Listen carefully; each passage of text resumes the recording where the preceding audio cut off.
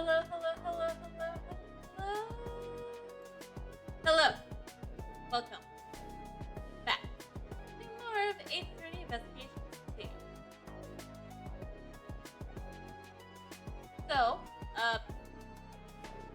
we're getting real into things here. It's quite interesting, right? Right. So, anyways, yeah. So, like I said, welcome. I got something new to show you guys, chat.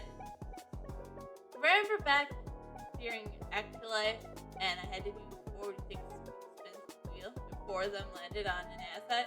Well, I finally decided on one of the assets, and it's been here, it's now commissioned, and now I can salute you all. 07, chat. 07. Doesn't look great. It took me a while to figure out where to put it. But yeah. 07, chat. But I can say 07 in chat. You guys post whatever 07 person you want. Any 07 any 07s you want. And I could just be like, boom. 07. No, it doesn't have to be with sunglasses. Wear the blanket. Or I could wear my big mustache. There's a lot I could do. But yeah, that's one of them. Still deciding on the other three. Like, though I have another asset being commissioned, that one's more of a personal one that I just want. So I'm not counting it to the record or anything. So I'll show that one when it's done. Which I don't think it's going to be quite yet. But I am happy for the. Now I can see you chat. 07.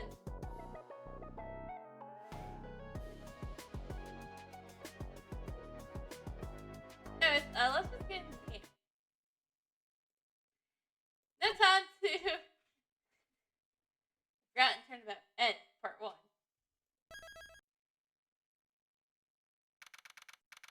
April 6th, Detention Center. Holding cell. This is the second time I've been to this cell. All my evidence has been taken from me.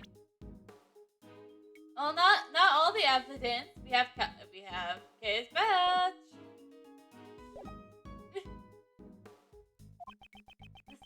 The only thing I've left is Kay's yet to got through his badge. I'm worried about Kay. Is she alright? The culprit. It's me. I remember looking down at a person in a red raincoat. So at first, it was me. The culprit was me all along.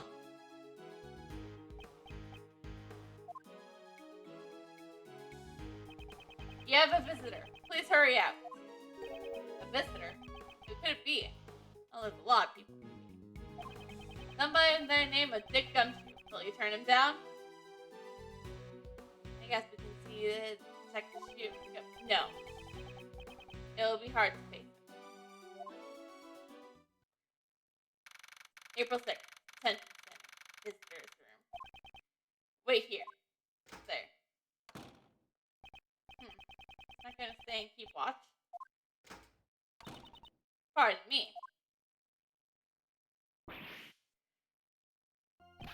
Judge Courtney! Hush. Please, have a seat. Why are you here? I was told that the detective had come. If I didn't instruct them to tell you that, you wouldn't be sitting here right now. I can't think of anything she needs from me at this point. I should try to figure out what she wants. Oh! Got evidence presented. If it's about Kay Faraday, I believe she's being interrogated as we speak. You people. Do you have any idea what you're doing? How dare you arrest an innocent person? That is not a very nice thing to say. I would ask you to correct your statement. She's merely someone who you want to believe is innocent. Am I wrong?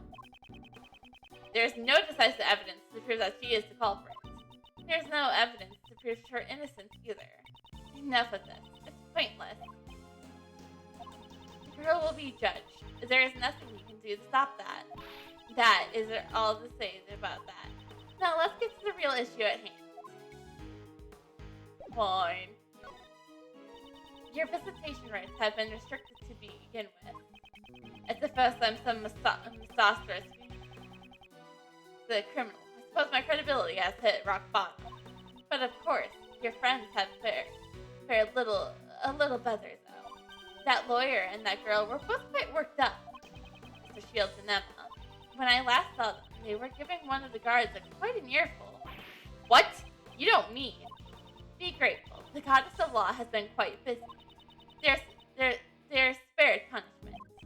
It certainly seems like you have plenty of time for small talk. Oh yes, Prosecutor Von Karma is presently continuing the investigation. You were worried about them, right? I guess you saw right through me. Let's cut to the chase. Exactly what are you planning? I'm not planning anything. There's merely a question I wish to ask.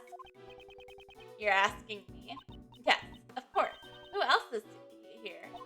Objectively speaking, you are a clever individual, and you have a sharp mind. As a prosecutor, you're highly talented and capable. Are you being ironic? Your sarcasm falls short. I am being completely sincere, and that's why I cannot understand. Take this case for example. You're up against the PIC. There is no chance for you to come out on top. Even a child could understand, and yet you... Perhaps my younger self would not have done something so reckless. The me from before had power. That's why I thought justice was on my side. Just like you right now. However, because of a certain man, certain defense attorney. We all know who we're talking about, right? Who hasn't... He is still technically a certain defense attorney. He hasn't lost his badge yet. He loses his badge in like 2 weeks. My self-centered sense of justice was broken down. Ever since then, I began to see people in a different light. I'm able to serve as a prosecutor only because of the support of the people around me. People like Detective Gumshoe, and all the other investigators, and Kay as well. Honestly, I'm even surprised how much I have changed. I see. Is that how it is? I have come to understand you a little more. Understand me? Not like me. Someone like you, who forces her own sense of justice onto others, can never understand. I wonder about that. Is that what you think? If I could say one thing, it would be that this conversation has been very interesting. That is all. Our conversation is coming to an end, however. I have one last thing to tell you. The date of your hearing has been set. I came here today to inform you.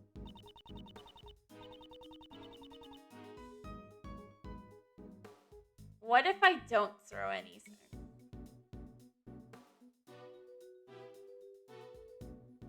What happens then?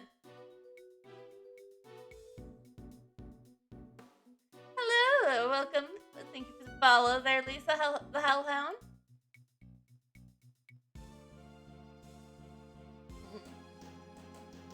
Doesn't sound very threatening.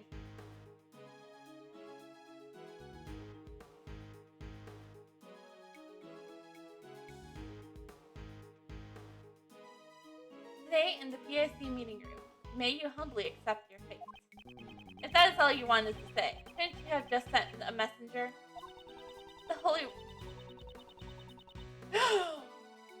How dare thee! No, that's I already been emotionally damaged. Heck, I play games like Ace Attorney and Steins Gate. Can't really emotionally damage me any more than the games I already play.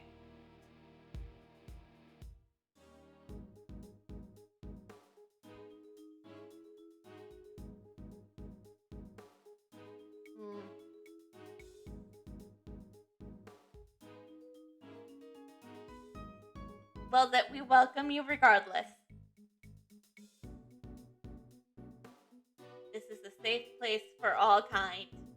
Unless you're a dick. But not like if you're like not like if you're like your name is Dick, but like if you're like a chill guy and your name happens to be Dick, you're still welcomed. But if you're gonna go and be an asshole to other people, then that's when you can kindly get shoved out the ass. Kicked out. You know? You know what I mean? It's like, we welcome all people here. Any species. Your race, your sexuality, your gender, none of that matters. Well, actually it does, because, you know, you're awesome and cool regardless of that. It just means that you're cool and regardless of your race, gender, you know, sexuality and all that stuff. Okay? But if you're going to go around being an asshole, then no. You're not welcome.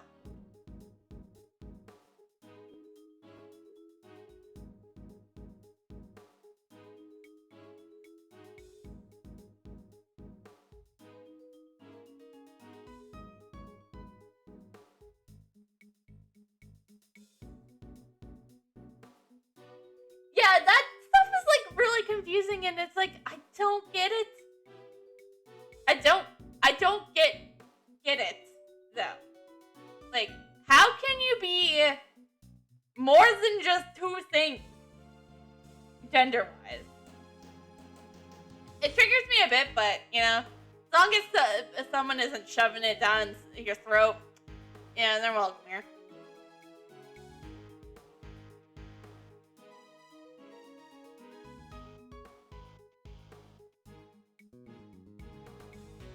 You should sleep.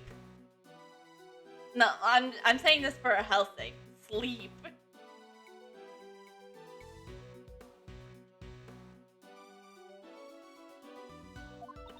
Is that Mr. Edwards? I bid you farewell. I shall be seeing you again later.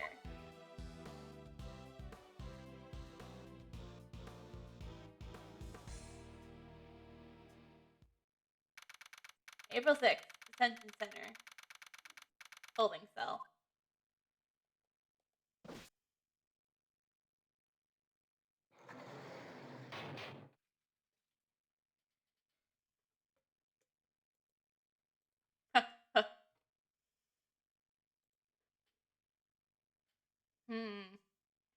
Well, I guess if there's only one thing to do, let's investigate my cell.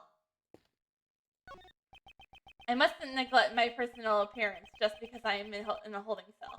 Prosecutor or not, this is my personal duty. My collar is slightly bent. There. A well-groomed appearance reflects a well-groomed mind. From here on, I need to focus on myself more than ever.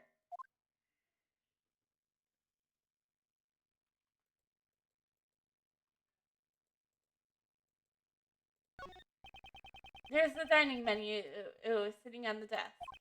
It seems I can get food delivered if I pay for it. Let's see.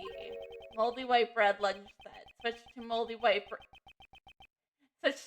whole wheat bread for a whole extra $1. My, what great choices we have here in the cell. Yep. Great. Oatmeal and grit set meal. For a limited time, get extra gruel at no additional cost. Sold! Thank goodness I'm not hungry right now.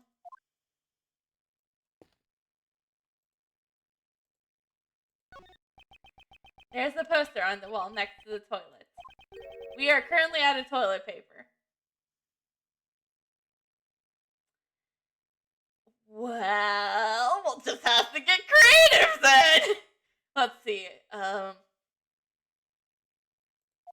please be prepared if you wish to use the toilet. What does it mean by be prepared? By find something else to use as toilet paper on your butt and prepare to die or something. It's a simple bed. I don't expect it to be very comfortable to sleep on. If it were detected against you, he'd probably snore loudly while sleeping like a log. I may never get a chance to work with him again. However, this is the path I choose. I won't regret it.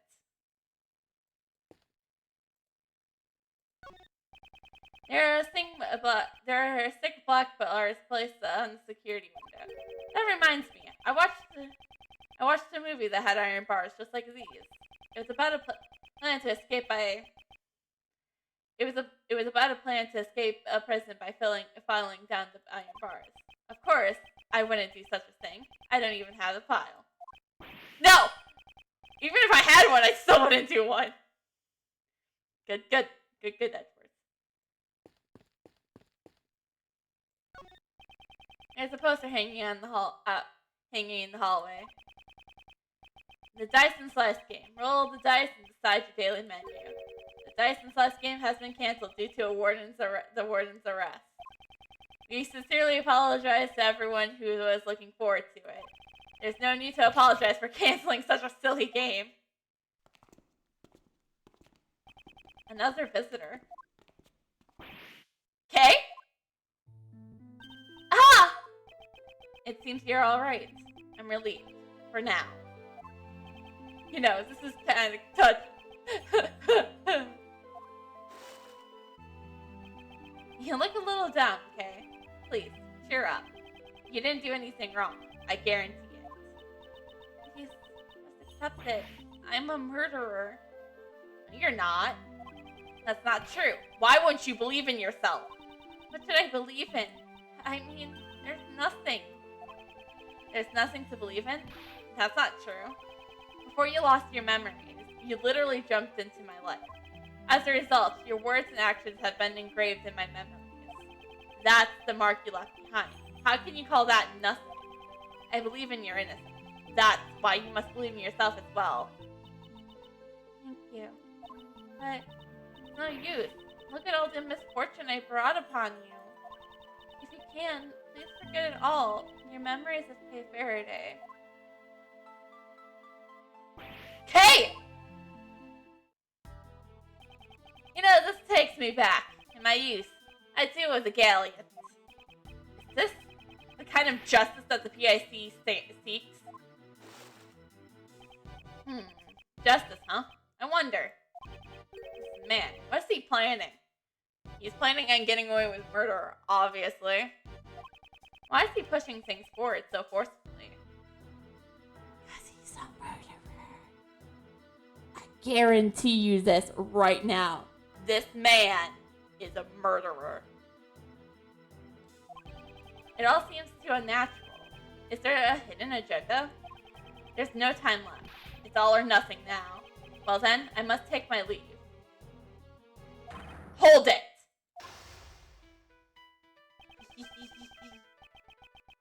No matter how you look at it, Kay's rest was unnatural.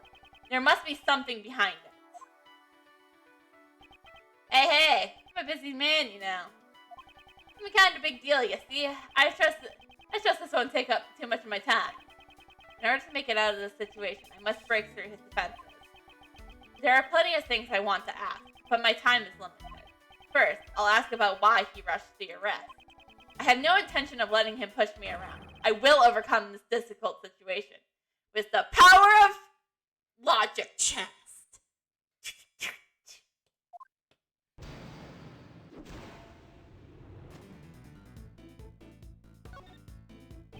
Why did you rush her arrest? I would like a clear explanation.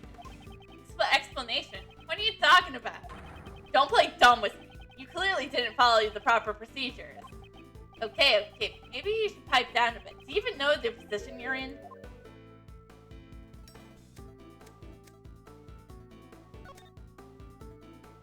Have you?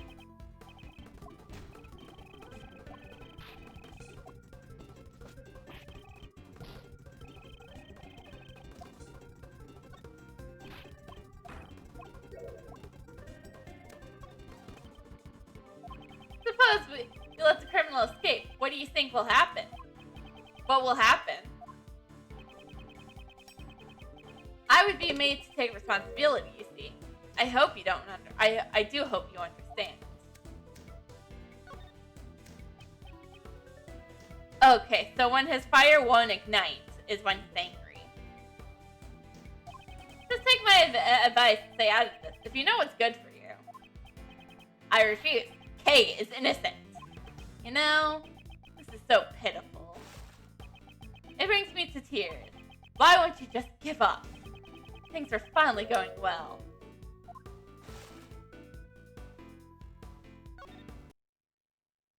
Things were going well, you say?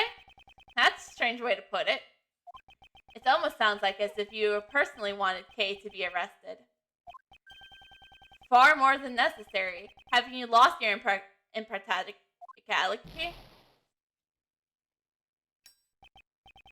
You think so? That certainly wasn't my intention, you see. Trust my boy, you're reading too much into it. He skillfully avoided the issue. However, I still have some serious doubts about Kay's arrest. Next, I shall ask him if the investigation was sufficient. I can't miss even the tiniest piece of information. That's the only way to break through this situation.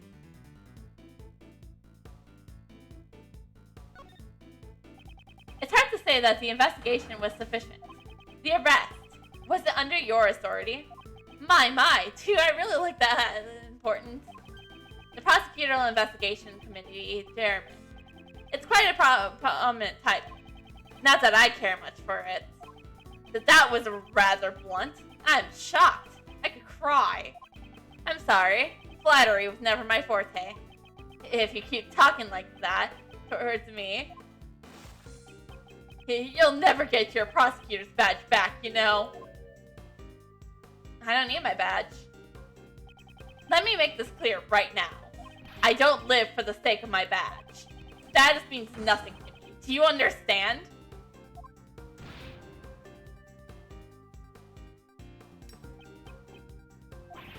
Young. So young. Let me teach you something as your senior in life. What you're saying right now is far too naive, you see.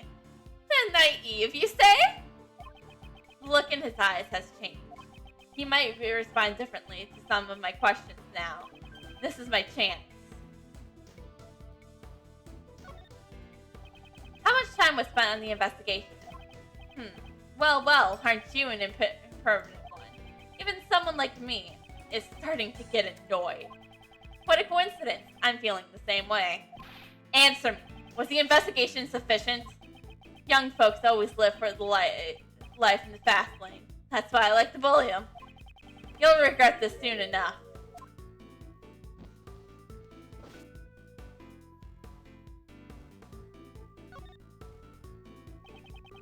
Fuck.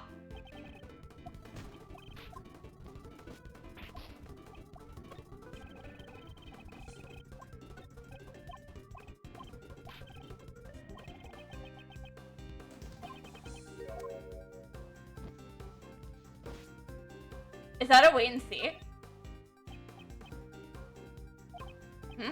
You sure are quiet. Are you scared? Ridiculous. I was just thinking about my next strategy. And how exact information from a weepy old man. You should show some remorse, you know. Don't you get it? I hold your fate in my hands.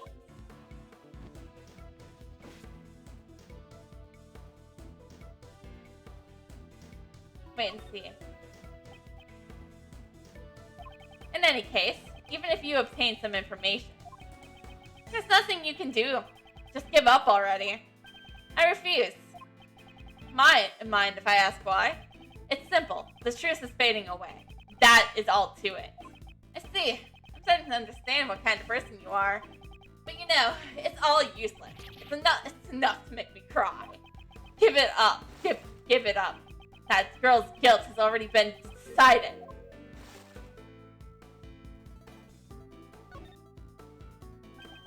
That's strange. The way you said that, it almost sounds like it was decided from the very beginning.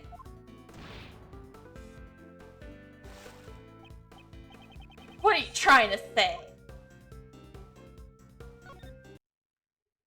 Yes, it's clearly unnatural. Everything is progressing as if Kay's guilt was predetermined.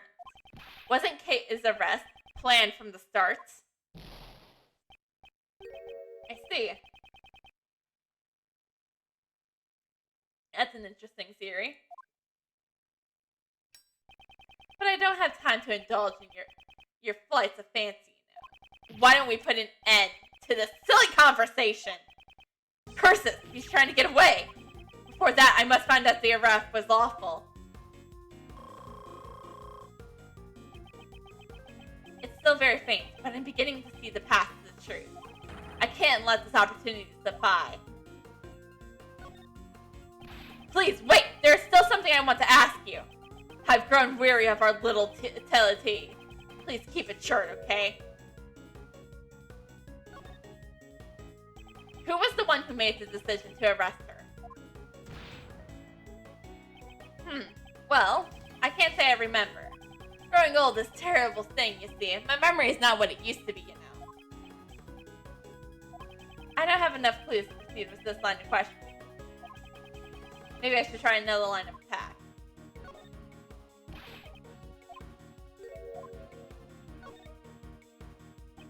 If I put together what you have told me up until now, I cannot help but to say that there was no bias for Kay's arrest. Yes, I understand. I understand, you see.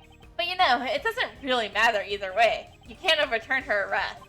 How are you responsible? Do you still claim to be a man of the law?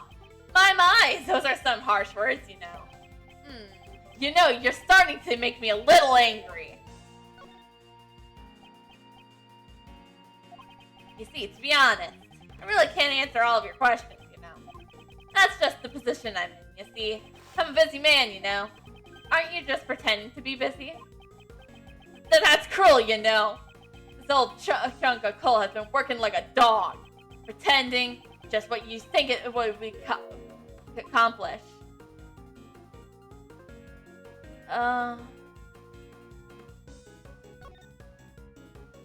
You don't want to talk about the case. Isn't that why you're trying to get away from this place? How sad, yes, how sad indeed. Do you really suspect a little of me? I do suspect you, and I'm confident about it. There was clearly no bias for Kay's arrest. My, have you forgotten? Wasn't there evidence? The mask, the letter, the corsage were all found in the girl's possession. Not to mention that she even confessed. All of this serves to prove her crime. Are you really gonna believe the confession of a girl with amnesia, you dummy? That's... Any objections?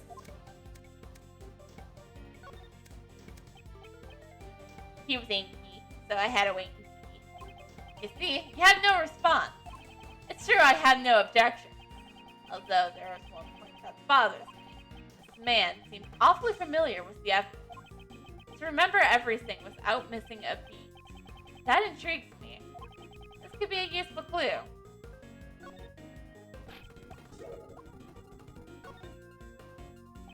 Who was the one who made the decision to arrest her? Well, I can't say I remember. Growing old is a terrible thing, you see. My memory is not what it used to be, you know. Perhaps I should use that clue. Don't play dumb with me. Didn't you remember all the evidence in full detail just now?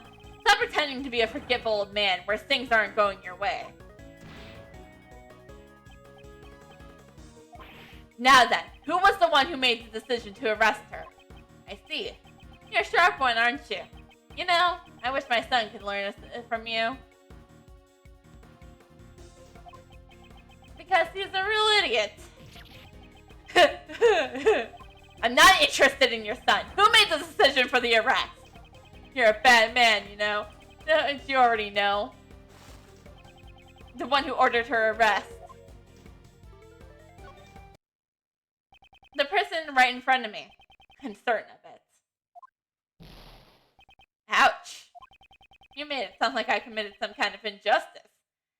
Oh, I'm gonna be accusing you of much worse. Actually, I already have. Murderer. Guess I'll have to clear that up. My honor's at stake here, you see. Very well. I'll continue to play along with you until you're satisfied. What's most crucial here is how much this man knows about the case. If I can get him to reveal that, it's do or die. If I can't overcome this, if I can overcome this, I'll reach the truth. The suspect, regarding Kay. How much do you know about her? She's the suspect in this case. That's all I know, you see? Yeah, it's on. I find that hard to believe. I don't have enough clues to proceed with this line of questioning. Maybe I should try another line of attack. You seem pretty familiar with the case. I'm a wise man, you know. I'm familiar with most things, you see. I don't think it was very wise of you to arrest Kay in this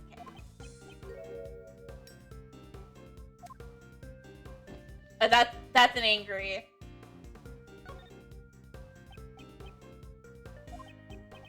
I'm a very busy man. I can end this conversation anytime I want, you know. Don't you forget about that. This would be already over if you had simply answered my questions. If you give me a proper answer, I won't take any more of your time. I will ask you once again, why are you so familiar with this case? I read the case files, you know? See? Honest, it was quite a drag, you know, but it's my job, so what could I do? Because of my position, you see, I can't just skip out on it. This man's the conductor. This man is the conductor. I will pin that down right now. This man is the conductor. So I may not think that he murdered anyone, but he definitely is a criminal. On my honor, as an Ace Attorney nerd, I just want it's my toggle. Well, I have some time to kill, so I read the whole thing, you see.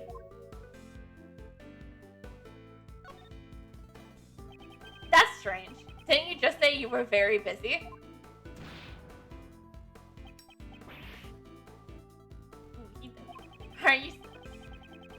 Are your faults slowly coming to light now?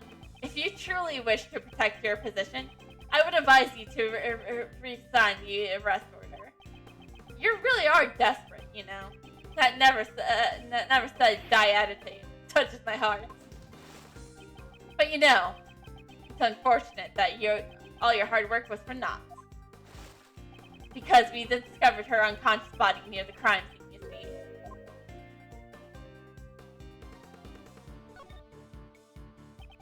This is the first I've heard of Kay's condition when she was found.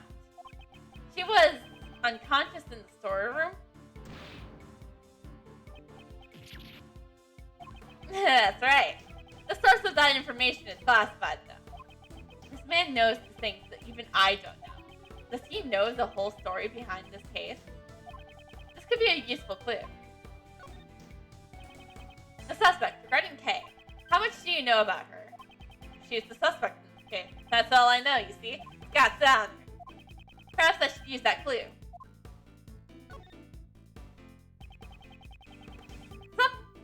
Something you said feels out of place. You know about the things of the crime scene investigation that never revealed. Why is that? Just how much of the truth do you know?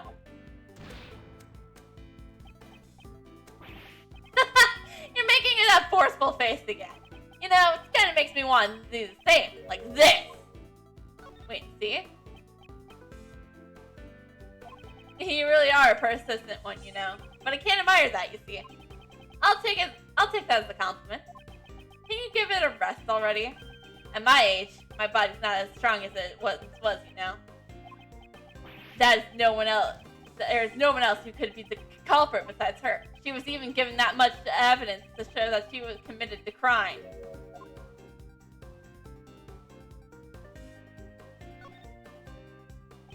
She was given the evidence, you say? That's an odd choice of words. It almost sounds as if she did not possess them under her own will.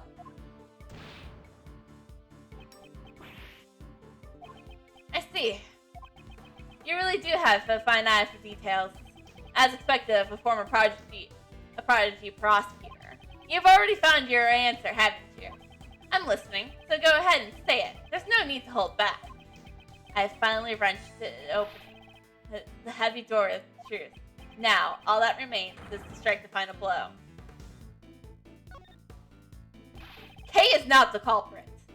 My, that's a rather bold claim now.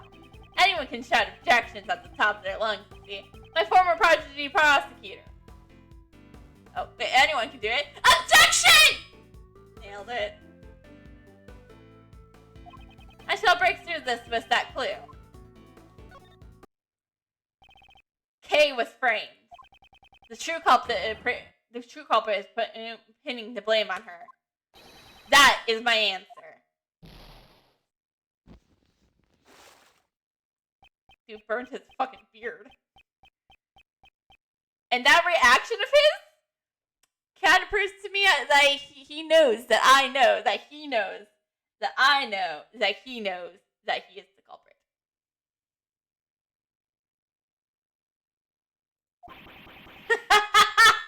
Yes, you're a clever one. It almost makes me feel bad that your prosecutor's badge is taken away now. Yes, it's as you say. Checkmate.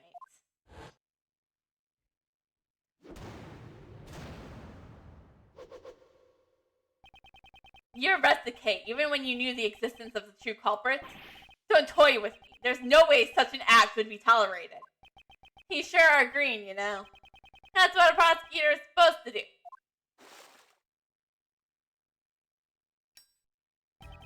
It will all work out fine if we make her guilty. Who would desire such a resolution?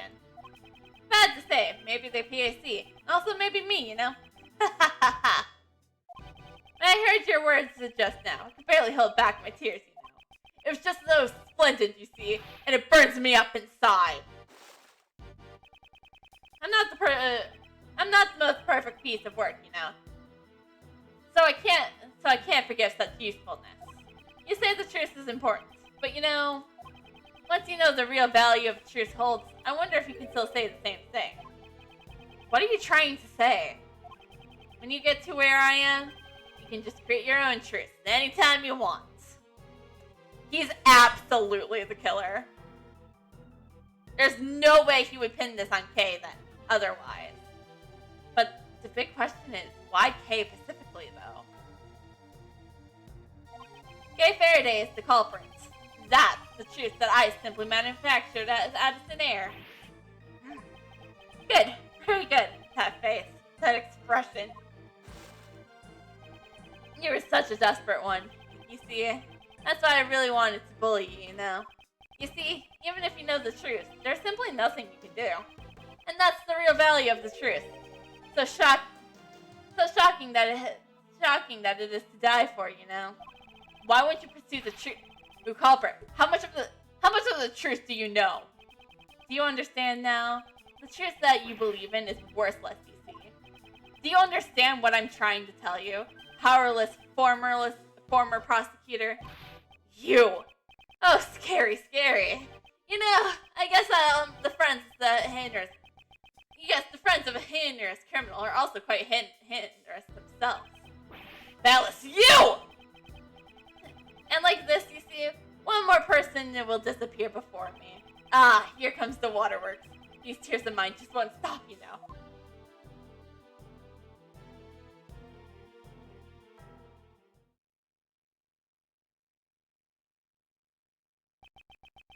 Everything will be decided today's deliberation. His innocence. I will definitely prove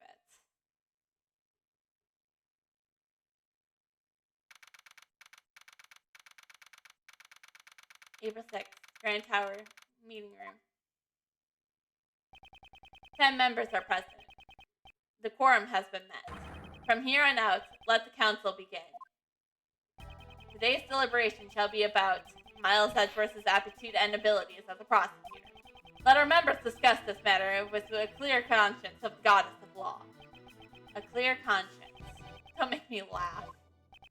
Courtney, please give us your report. On April 5th, prosecutors Edgeworth carried out an illegal investigation and resisted arrest. He was arrested by our 2 members who caught him in the act. myself am biased best.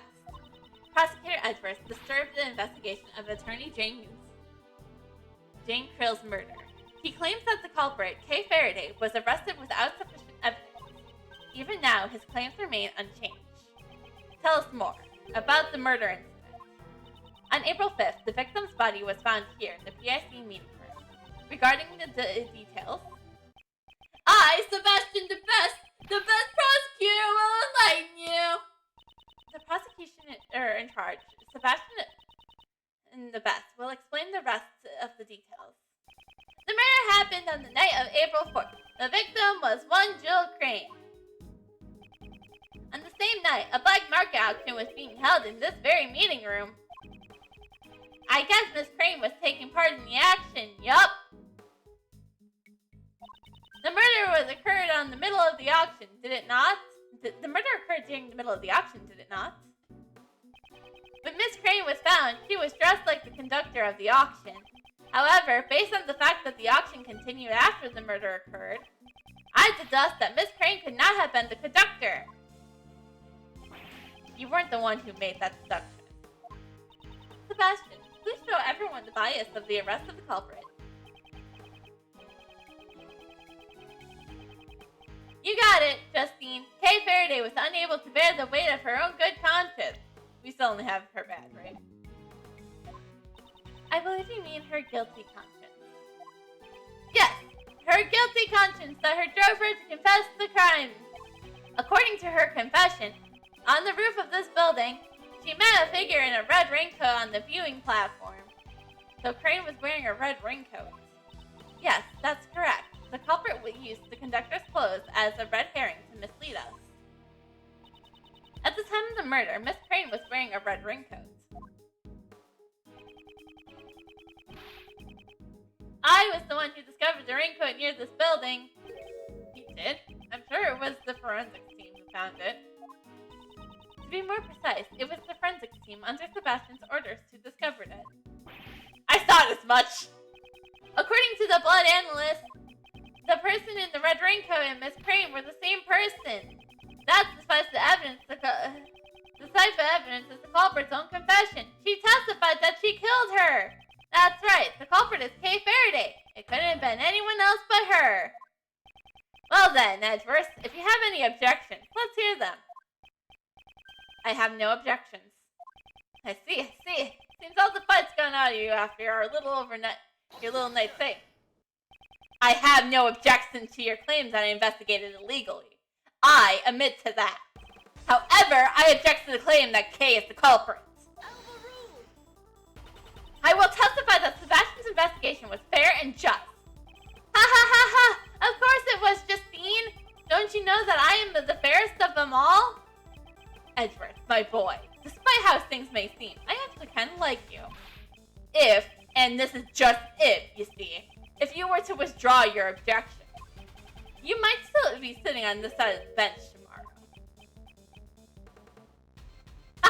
That's a funny joke. Being one of you. I'll ask you one more time, Edgeworth. Do you have any objections? Don't take me for a fool. I advise you to watch what you say. This man is the one who should watch what he said. I'm talking about the case, not about a chair. I demand a testimony. By all means, let me hear it. I want to know how the PIC understands this case. A testimony from us, eh? Fine then. If that's what it takes from you to make you happy. Courtney, give him the materials from the investigation. Sir, but that... It's the end of the line for him. I'll let him go into blaze of glory. If you insist, Mr. Chairman. Received evidence from Judge Courtney. Why don't we have Courtney give the testimony? I have no objections. Mr. Edgeworth. Don't worry, Kay. You just watch from over there. Summary of the case. Miss Crane went to the black market auction as a customer. The red raincoat was one of the items up for the auction. We believe that she left to her seat after winning the bid for it. The only exit to the storage room was the hatch that leads to the viewing platform. Miss Crane went out from the viewing platform where she was attacked by Kay Faraday. That's how she met her end. That concludes my summary of the case.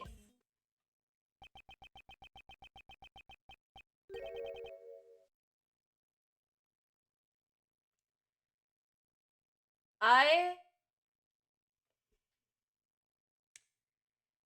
do they know?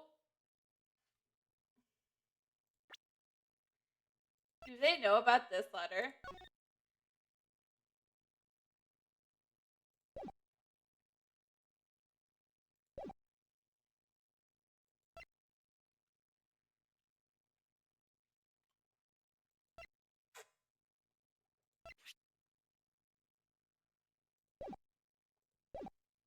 The red raincoat was up for auction. Is that a fact? It's quite likely. The red raincoat has been a piece of evidence in the assassination attempt on the president of Zanfa, as you well know. Originally, it shall have been stored in an appropriate place, but when I was asked about it, I learned that it went missing, and that somehow led it way to the black market. And certainly a natural conclusion. My, well done, Courtney. Your explanation is as clear as ever.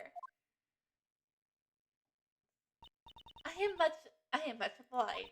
Prosecutor Edgeworth, will you concede this feat now? Sorry, but I don't plan on it. I see.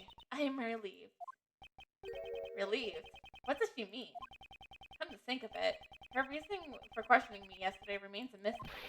Just what is she thinking? She's indulged in mystery right now.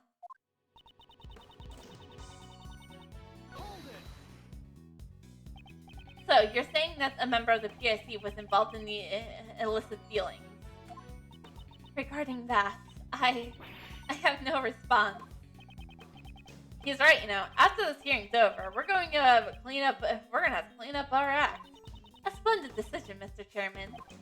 Now, it's only natural, you see. There's no need to flatter me, you know. There's gonna be much more cleaning up to do. But you know, that has nothing to do with you at all, Edgeworth. Because by then, you won't even be a prosecutor anymore, you see. I'm already not a prosecutor!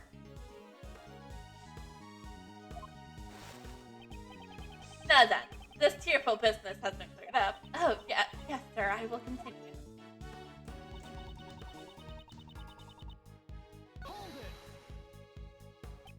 So, the red raincoat was also up for auction. Yes, it belonged to Shelley the Killer. Based on the circumstances, we must consider it was up for auction, you see. That's what he wore when he targeted the president of Zanfa. There was a mannequin that was positioned unnaturally amongst the auction goods. That may have been where the red raincoat has been on display. Do you know how the goods were procured? We are currently investigating it, but it's none of your concern, Prosecutor Edgeworth. Soon, you will be nothing more than an ordinary individual, and then you'll be finished. It seems the results of this deliberation has already been decided. Enough about me. Please continue your testimony. Since the raincoat has been up for auction, we believe that she left her seat after winning the bid for it. Why would the victim immediately leave her seat? That's how the auction was conducted. It seems after the winning bid, the winner was required to pay for the item immediately. That matches up with Miss Hart's testimony. We'll believe that Miss Crane paid for her bid for the raincoat, and then immediately tried to leave the auction.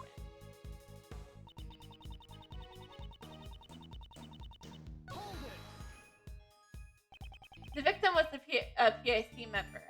Couldn't she have also just left from the meeting room? If she has done so during the auction, then its existence would have been revealed to the public. Since Miss Hart knew about it, I assume the cat's already out of the bag. The customers were required to enter and exit from the hatch. Miss Crane was simply following protocol. Considering where the murder took place, she must have tried to leave through there.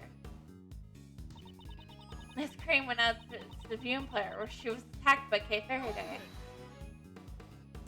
Why would Kay do such a thing? We intended to question her about that later. Later? That seems to be your favorite time for interrogations. If the culprit was aware of the customers that were required to exit from the hatch, it would have been easy to lie in wait for an ambush. Miss Crane was attacked when she was leaving the hatch. That's how she met her end. That concludes my summary of the case. Met her end? What do you mean by that? She passed away, or to be more precise, she was murdered. The candelabra was one of the items in the auction. Therefore, Kay should not have been able to get her hands on it. If she was able to lie in wait for the attack, then she must have known about the storage room. If she sneaked into the storage room during the auction, she could have obtained it. Now, if we only had some way to know for sure where the candelabra was during the entire event, the auction, you know? How about it? There is no such evidence. My apologies. We hope to find that evidence soon. Edgeworth. Too bad, you know? Seems like you won't be able to use this line of attack. The victim encountered the culprit on top of the roof, and the crime occurred there. According to her reasoning, the murder took place at the viewing platform. But was it really the case? Some piece of evidence must tell the whole story behind it. We should try looking again.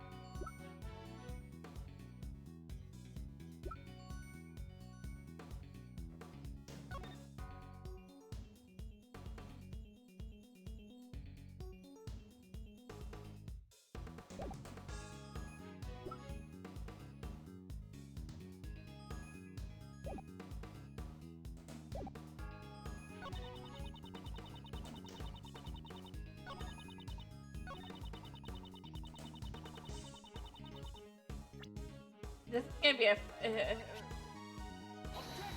yeah, that was a fair long shot.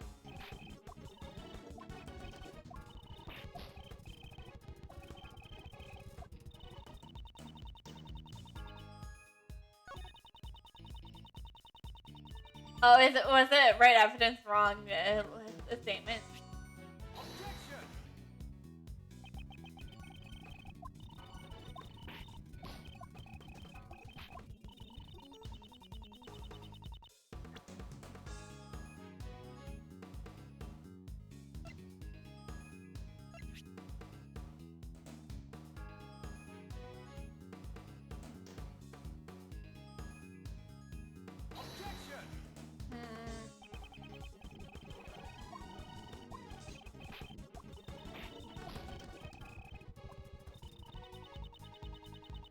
I should just go with what my gut said. No, no.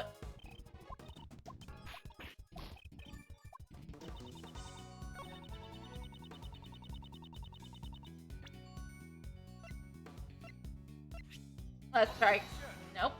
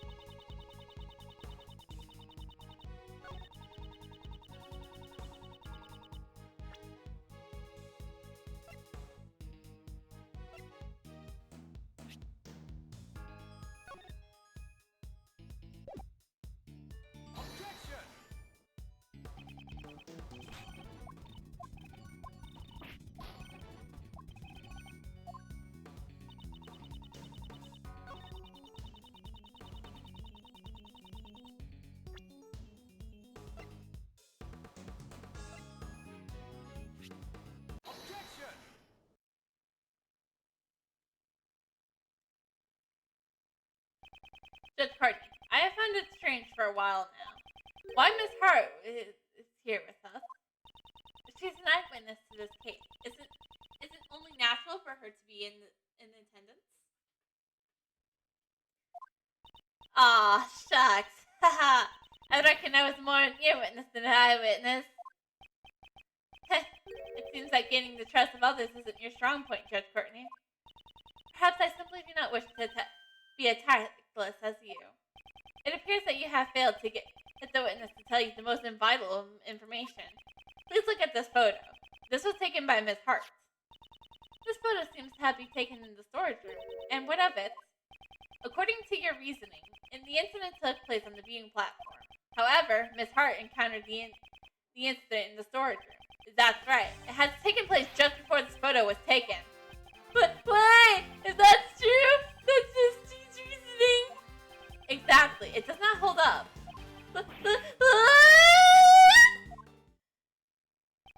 Miss Hart, allow me to ask you again. You saw the person in the photo with your own eyes, correct? I sure did. I seen them as plain as day with my own two eyes. And what did you think at the time? I figured it was about to give me a big scoop, you know. I guess that makes sense. That's not what I meant. What did you think of that person? Well, I reckon she might bring me home the bacon. Are you mocking me? Ah, shucks, don't make that scary old face. It was just a harmless little joke.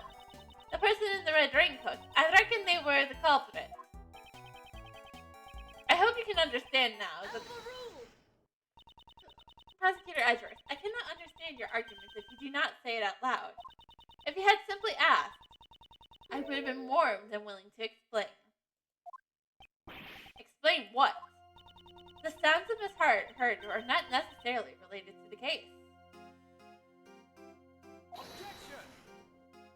That is impossible! Enough of your excuses! Was the voice that Miss Hart really heard of that of Miss Crane's? Such a shady conversation must have had something to do with the case. What did her voice sound like? Her voice? Well, it beats me. How was I supposed to know? They were using voice changes. Yes, the voice Miss Hart had heard had been altered by a device. We must therefore question whether or not they have any bearing on this case. Objection!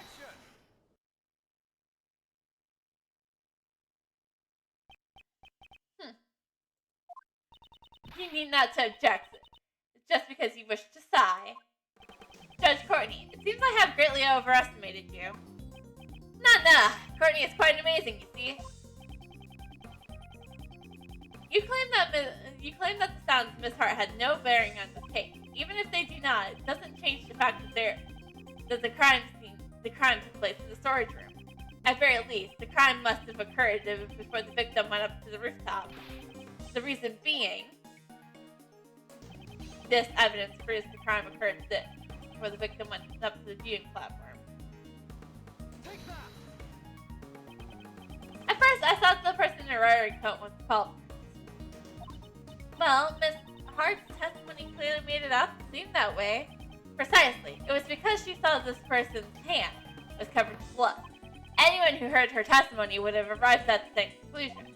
The person in the red raincoat was the culprit, and the blood on their hand was the victim.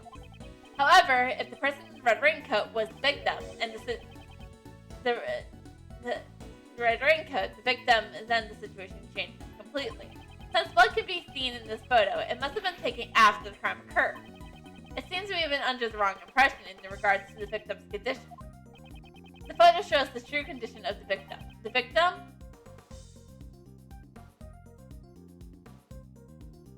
Struck the culprit. The victim struck the culprit. That's probably when her hand got covered in blood. Prosecutor Edgeworth, all the blood we found at the crime scene belonged to the victim. Your reasoning does not seem to hold up. Ugh, I overlooked that.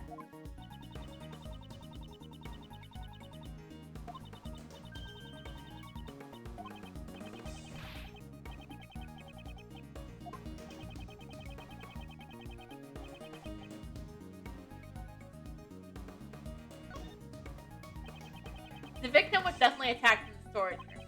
Immediately afterwards, the victim was seen with blood on her hand. That must mean the victim was still alive even after she was attacked. The blood on her hand must have come from her own wounds. No way! Are you saying that she died from a hand injury? Hey, what does the officer report say?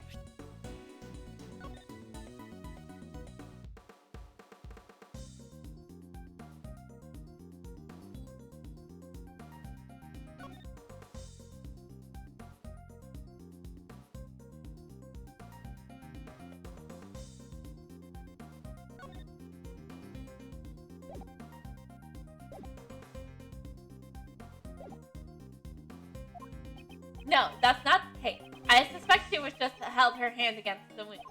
It can be seen in the photo, but at the moment, she must have already suffered a fatal wound. Oh, if that's true, then this changes a lot of things, you know. It seems you understand. This refutes the allegations against Kay. Kay encountered the victim after this picture was taken. I believe that's the point in time the victim was already on the verge of death. It's likely Kay just happened to be present when the victim reached the end of her string. That is quite the coincidence. Indeed. I can only say that she was at the wrong place at the wrong time. Prosecutor Edgeworth, it seems you have forgotten a crucial fact. Ah, you mean that, right? He must have been pretending that he hasn't noticed it, you see? What did you say? Are you implying that I forgot something?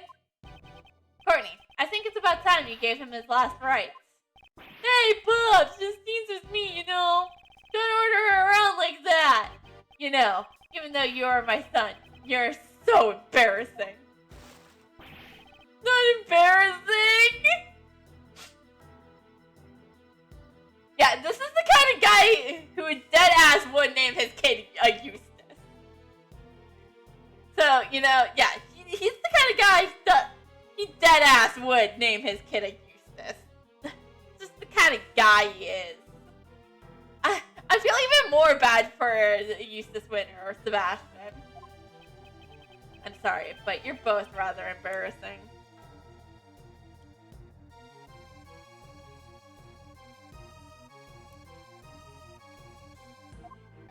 Justine, give Mr. Edgeworth his, very well. I shall give him his last rites.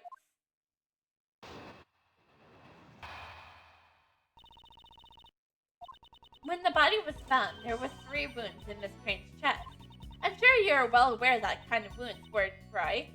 Yes, she was stabbed in the heart with a 3-pronged candelabra. Is there any person who could survive such an injury? Please take a close look at the autopsy report. Can you still say the same thing after reading it? Well done, Justine! Mr. Edgeworth I will offer a rebuttal, of course. Why did you do that? Did you just hear what Justine said? Of course I did, and I still plan to object to it. It's unfair! You're always supposed to get done! It was never my intention to oppose you. Huh? Really? It's simply not worth my time. I see. So that's how it is. Yep. After all, no. That's enough, you know. You're embarrassing your father, you see. Huh? What do you mean, Pops?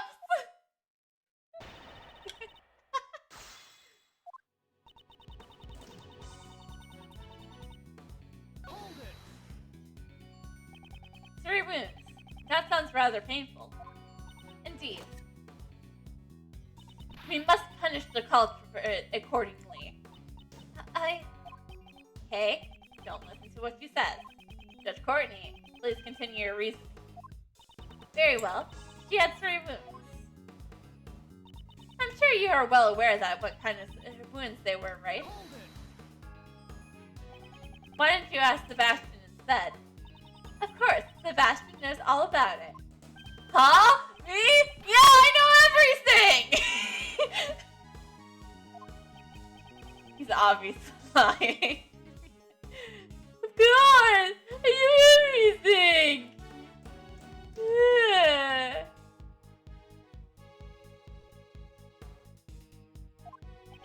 Sebastian, maybe you should sneak a peek at the officer report, you know. Let's see here. The fatal wound was caused by the candelabra. Oh, so that's how it was! The cause of the wound was just as Sebastian said. Yes, she was stabbed in the heart with a 3-pronged candelabra. Hold it. So the cause of death was a stab wound to the heart. Is that correct? Yes, the candelabra pierced right into her heart. Since this was Dr. Young's medical opinion, it must be the truth.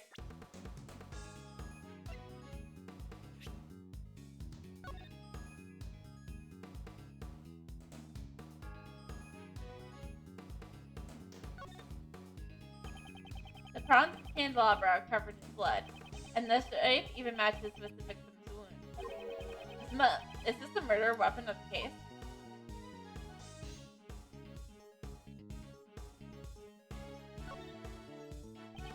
This is a rather sharp, or very shaped pestle. If the spots were put on the swing had marked, then it would just become apparent whether or not it has been placed here.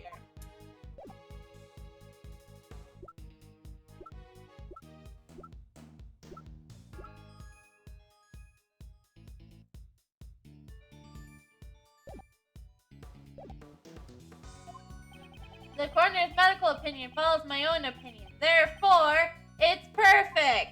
I certainly cannot ignore the officer reports. However, you can certainly update them! Sorry, you knew that joke was coming. Hey! Don't ignore my opinion! However, if the cause of death was a stab wound to the victim's chest, wouldn't it contradict that piece of evidence? Oh, he's totally ignoring me, Justine. Say something! Yes, I will not allow you to ignore my reasoning. Is there any person who could survive such an injury? Hold it. At very least, we cannot be certain that she died instantly. Even if she still has a little bit of life left, I doubt she would have to hold on for it long. Can people survive after being stabbed in the chest? In some cases, maybe they can, although maybe they can't. Huh. So in the end, which one is it? No such human exists. If you think they do, then first, please take a close look at the autopsy report. Can you still say the same thing after reading it? Hold it. According to the autopsy report, the stab wounds to the left chest were caused by fatality. Correct. The autopsy report itself is the foundation of my reasoning. In other words, I just have to shatter that foundation, right? I don't find it amusing at all. I look forward to seeing you try. Nevertheless, take a please close look at the autopsy report before you make a rebuttal.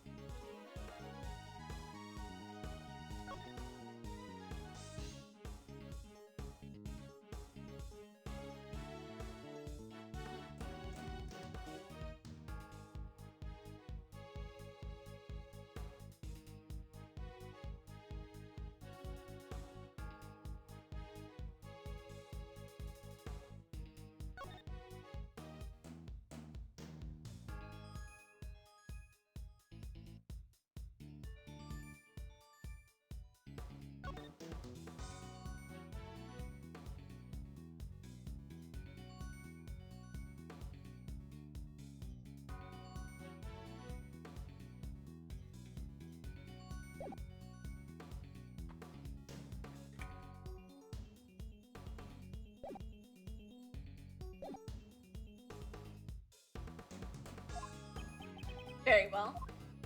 Mr. Edgeworth? We'll be fine, Kay. There's nothing for you to worry about. Evidence that the victim was alive after the incident. I can just find that. Kay will be...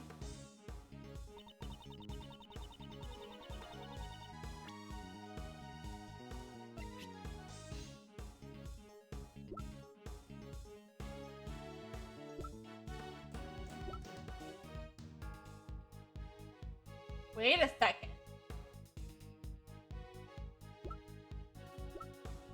Would it be...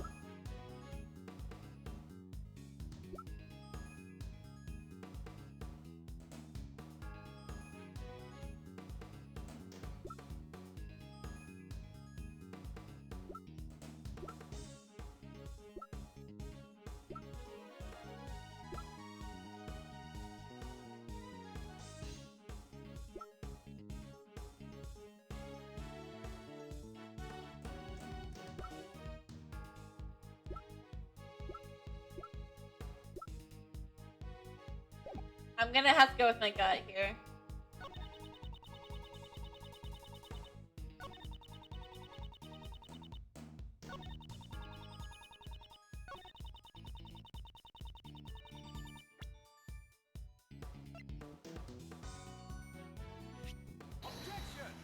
Nope. Guess my gut was wrong. Can't always be right.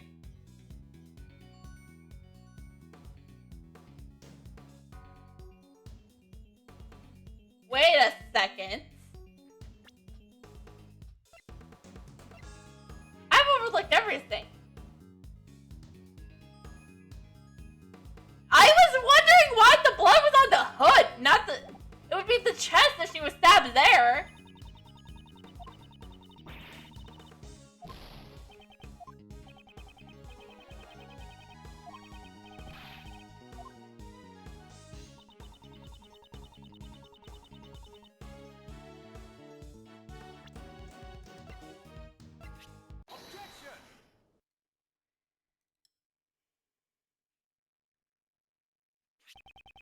Chairman's bet. Do you know what this is? It seems to be a red raincoat. How about it, Courtney? The victim, Miss Crane, was wearing this earlier. Prosecutor Edgeworth, must I repeat my explanation to you all over again? I suppose it just might come to that, Judge Courtney. Answer me this. The red raincoat was stained with blood. Do you happen to remember where specifically those blood stains were located? Of course I do. They were on the hood. Wait, it can't be. What does this mean? It means that I found a hole in your testimony, bitch! Oh wait, sorry, I should be professional about this. Yes, it means I found a hole in your testimony.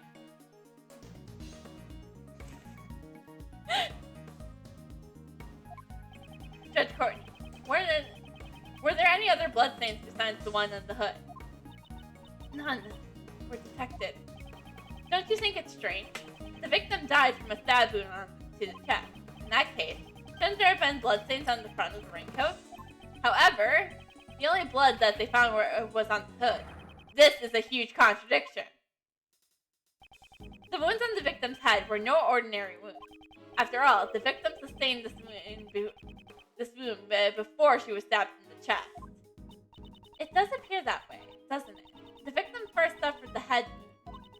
If she had already been stabbed in the chest, the raincoat would have been stained with blood. Therefore, it's unthinkable that her chest was stabbed before she suffered the head wound. So in order the wounds would be first the head, followed by the chest. However, does that really change the situation? With this, a contradiction is formed, one that overturns all of our assumptions up until now. Is it really changed that great? I look forward to hearing it. Well then, this can a contradiction. Why don't you show it to me? With evidence.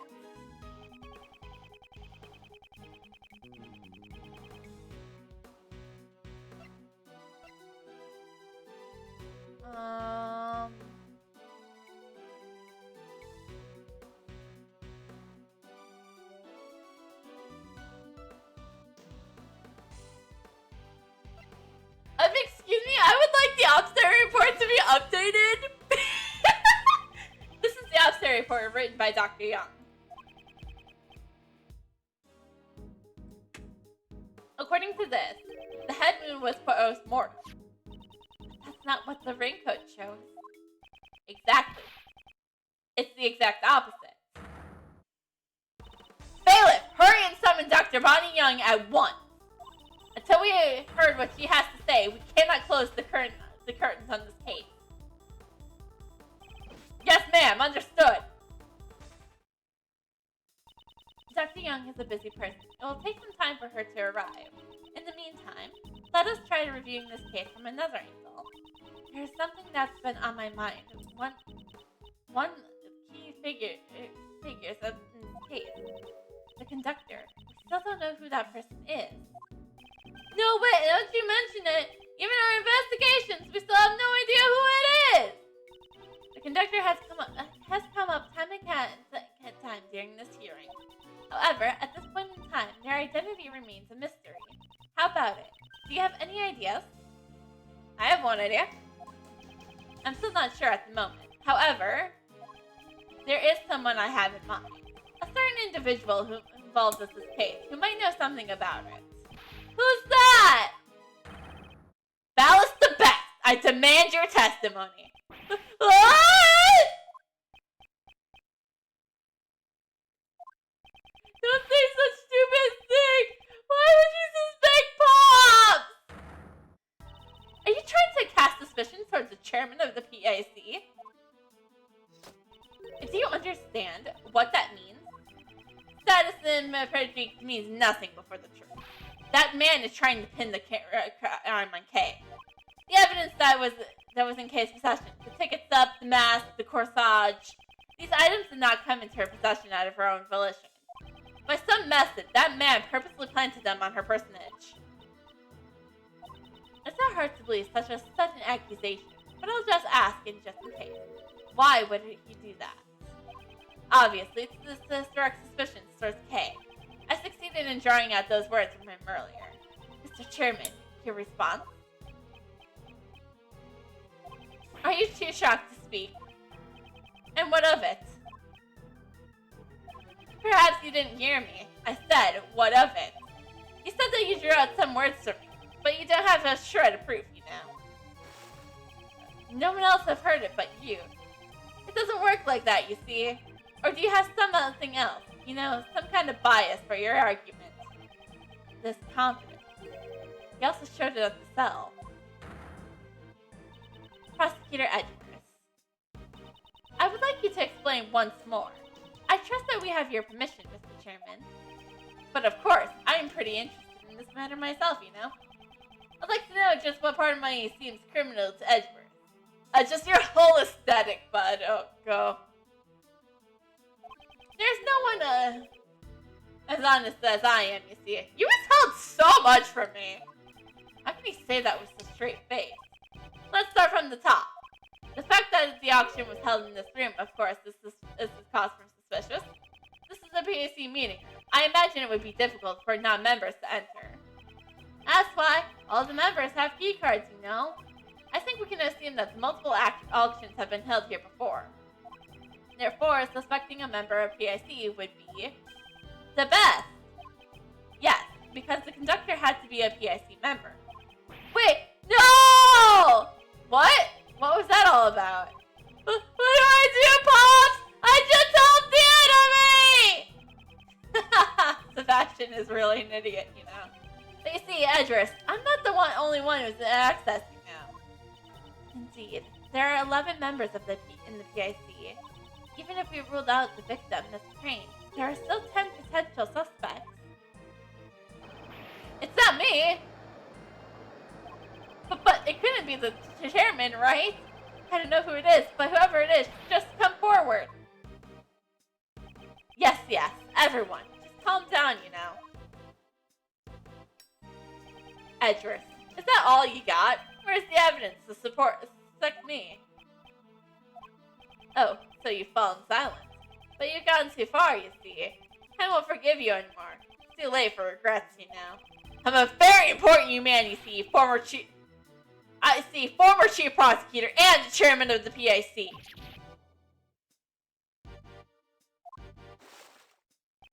It's fine. You're not prepared to face the fire, you know? Because, you see,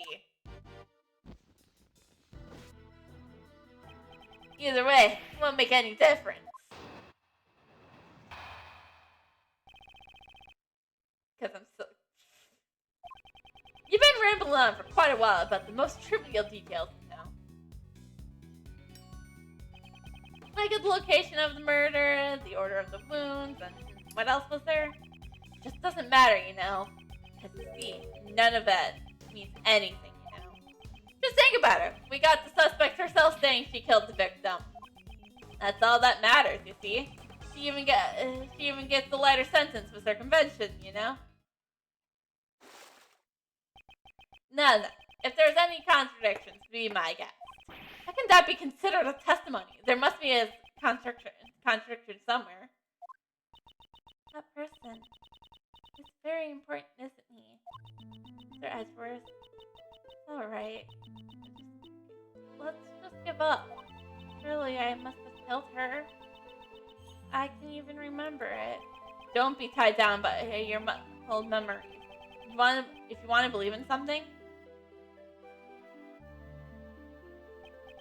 believe in your own innocence. Believe in me, who believes in you. Believe in the me, who believes in you, who believes in you. Me. Or something like that, right?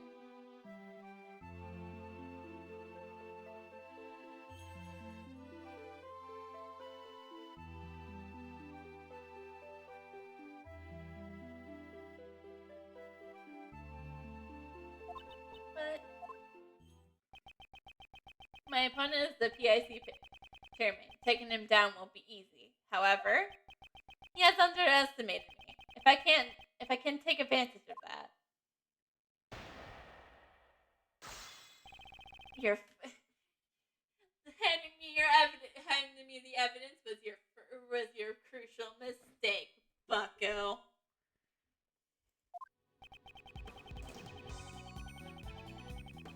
Hold it! If there's trivial details creates contradictions in the case, we cannot call it the truth. It's fine, as long as the rest of the case makes sense, you know? Every case is gonna have a small contradiction or two, you see. But if we get bogged down by the details, we won't be able to arrest the criminal. Trials will go on forever, you see. You, of all people, should understand, you know. I don't. That's why I'm asking you. Ah, you young folks these days.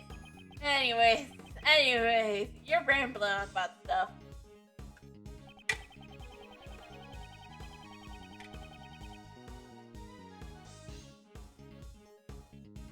Hold it!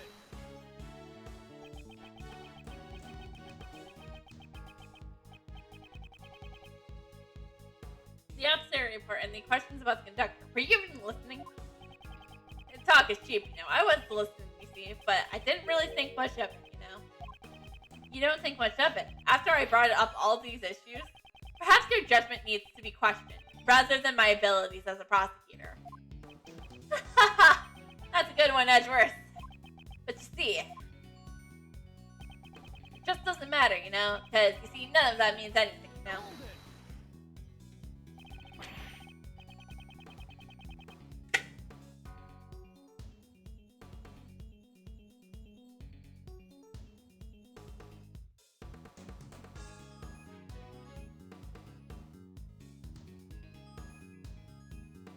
How can you say that it doesn't matter? Are you trying to suppress the truth? Well, you see, it simply doesn't matter as much as you say it does, you know? You see, Edgeworth, you're the only one thing that matters is to avoid the real issue here. Think about it. We got the suspect herself saying she killed the victim. Hold it! It may be true that she confessed. However, that doesn't make her the truth. She is suffering from memory loss, so we must question the credibility of her testimony. Objection! Even you say that, you know, won't solve anything.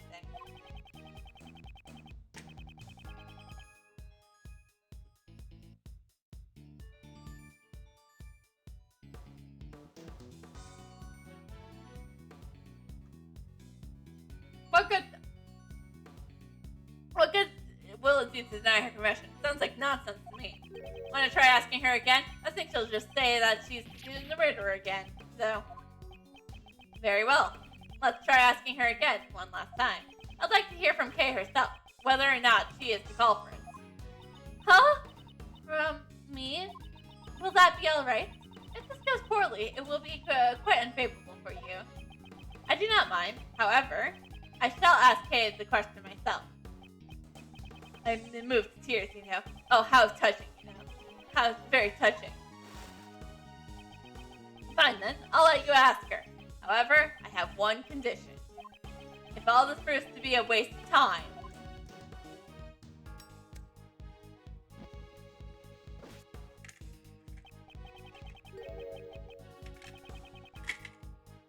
then that will be the end of it. How's that sound? The end of the hearing? Yes. It seems that you can be a very smart once in a while, Sebastian. In other words, you see, if she confesses again, Kay Faraday will be found, and beyond a shadow of a doubt, guilty. Yep, that's a fine idea. Guilty, beyond a shadow of a doubt?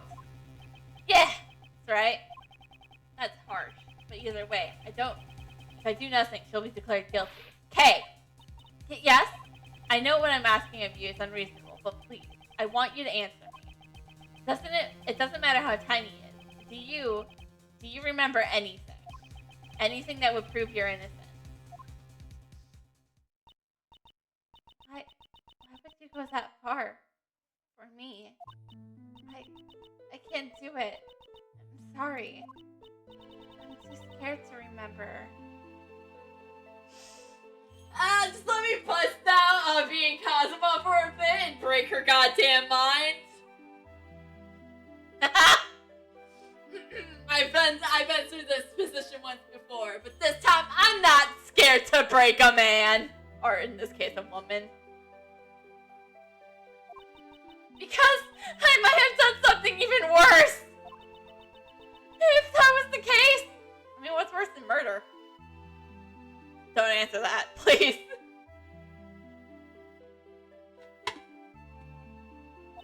Oh, hello, Booba. It only makes things worse for you, Mr. Edgeworth. Kay Faraday must be a despicable criminal. Someone who betrayed your trust. Don't worry. We only known each other for a short while. But I know you very well. I even say that I know you better than yourself, now that you've lost your memories. You cannot possibly be the culprit, because your true identity is a great thief. The great thief, the Yatsugotser. The Yatsugotser is a noble thief who would never stoop to murder.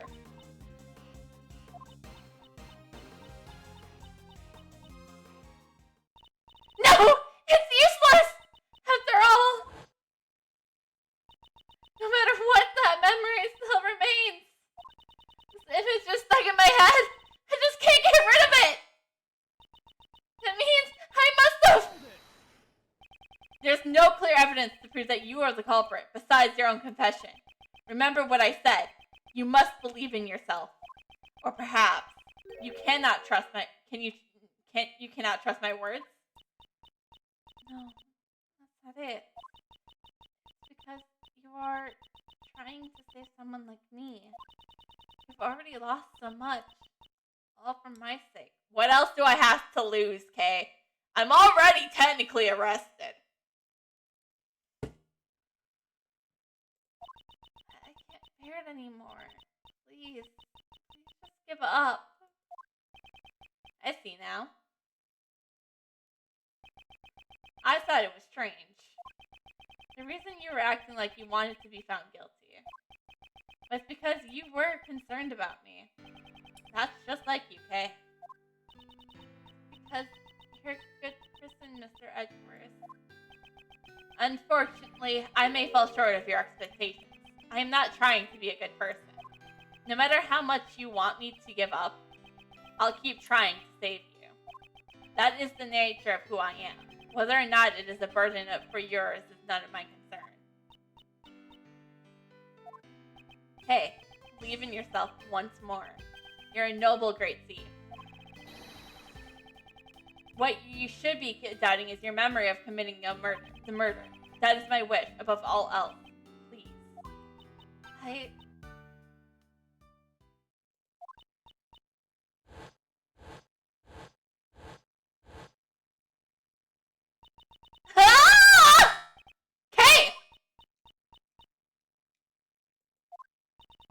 is it? Do you remember something? If she remembers something now. It'd be like a bad movie. Full.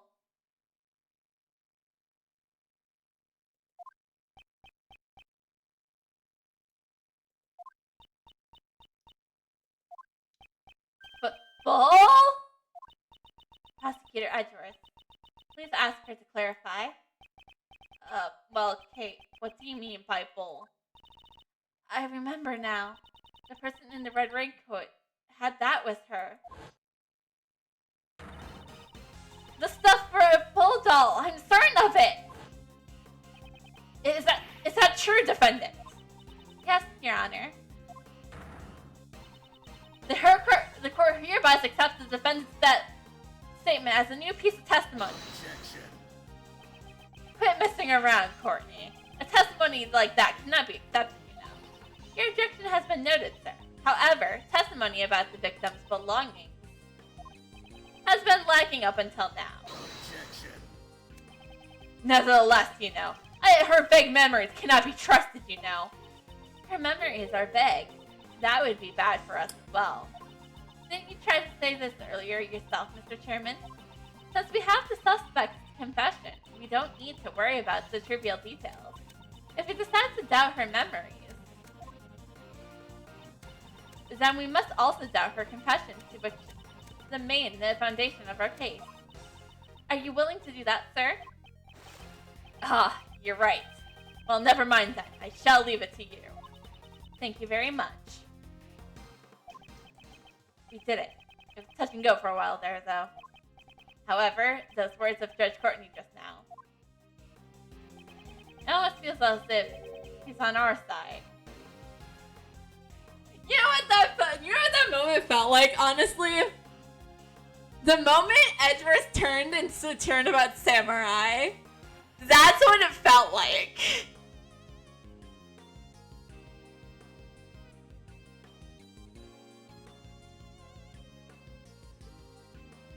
I would like to remind also everybody right now that Courtney and Edgeworth are the same age. So...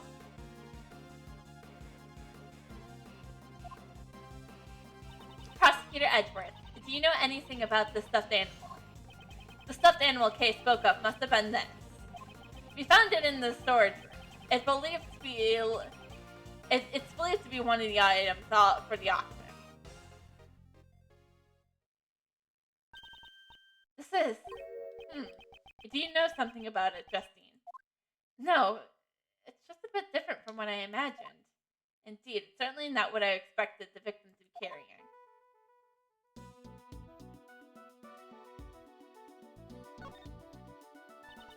The left horn is missing. There's a hole in the stuffed animal. It seems this hole is where the horn was inserted into.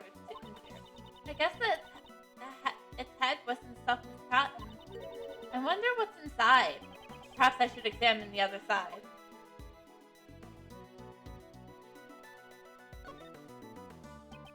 The right horn seems to be fine, but the entire balance feels a bit off. This horn, it looks like you can move it. What? Buzz, buzz. What was that buzzing sound? It seems like this toy is equipped as a recording device. Buzz, brr, and... I knew you right away. You can't hide that burn from me. Silence, huh? I've been waiting for my chance to get revenge all this time. Ha! Is this the moment of the murder? Who could have recorded something like this?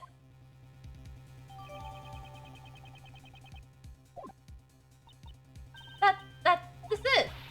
There ain't no doubt it. That is what I heard. We cannot verify these voices that were recorded. It's also possible that they weren't related to this case at all. If only we had some video as well. That's hogwash! I'm telling you, it's right there. It was the conversation that I heard. The victim was holding on to it, right? I reckon it must have been recorded when she got attacked. It's certainly a possibility. However, your testimony alone is insufficient. insufficient. I also require something with a little more incredibility. Again, her words. It almost sounds as she is trying to give me advice. Judge Courtney, there's no mistake that those voices were from the incident. Please recall the audio that was recorded by the stuffed animal. I knew who you were right away. You can't hide that burn from me. If we compare this part of the recording to a certain piece of evidence, we can prove it.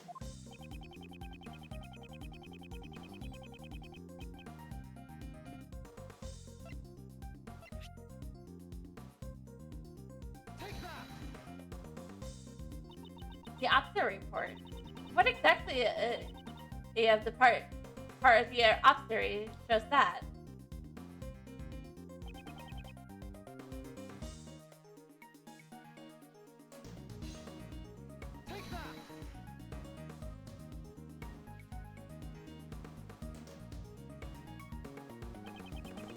I remember clearly what that voice said.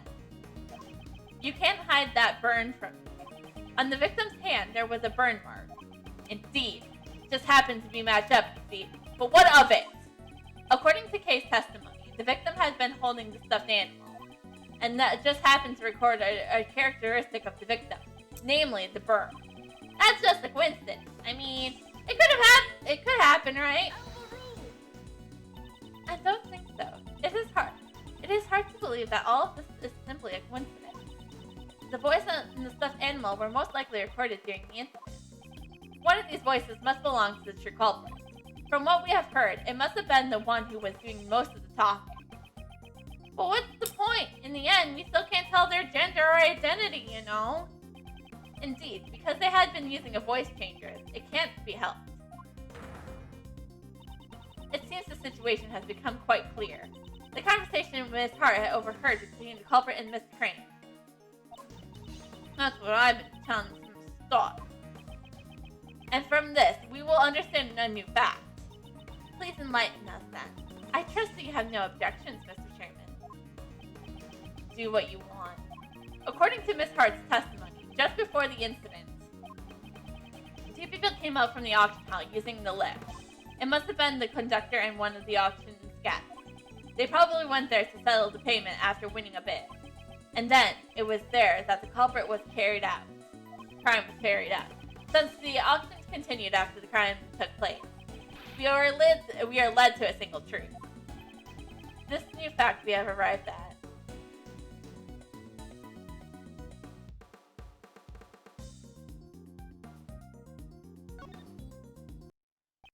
Since the conductor was the only one who could keep the auction going, we can conclude that the deceased victim would not have been the conductor.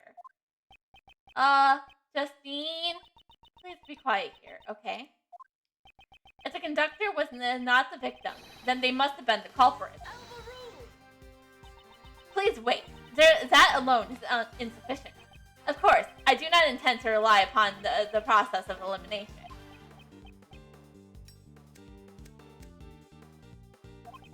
Certainly traces left at the crime scene led me to believe that the culprit is the conductor. Well then, please show it to us. What were the traces left at the crime scene that made the deduction that the culprit is the conductor? The clothes, right?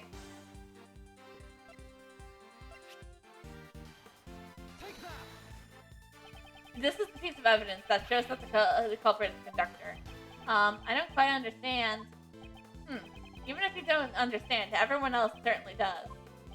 I think there's people besides my idiot son who doesn't understand, you know. What's that?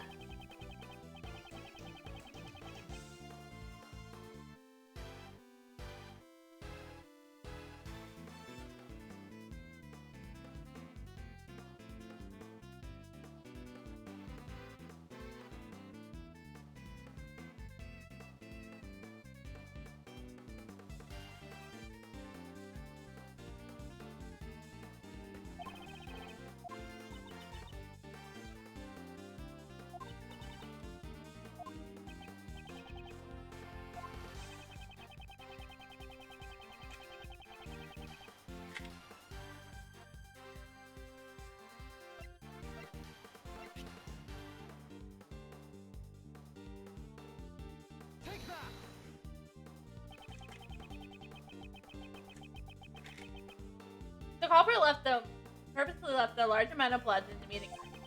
In doing so, we are led to believe that the meeting room had been the scene of the crime. That was a ruse by the true culprit, to hide the blood that had fallen from the storage room. So we wouldn't find out about the existence of the black market auction, correct? Indeed. If the culprit has been unrelated to the auction, there would have been no need to do such a thing. Ergo, the culprit could have only been the conductor. Well then, do you have any idea who the conductor might possibly be? Oh, I have an idea! The auction hall is at the PIC meeting, and furthermore, there is a storage room above it. The conductor must have been, at very least, a member of the PIC. So, in other words, you suspect me, I take it. Isn't it natural to suspect you, the one with the most austerity in the PIC? Objection. You're quite capable. I'll give you that much, at least.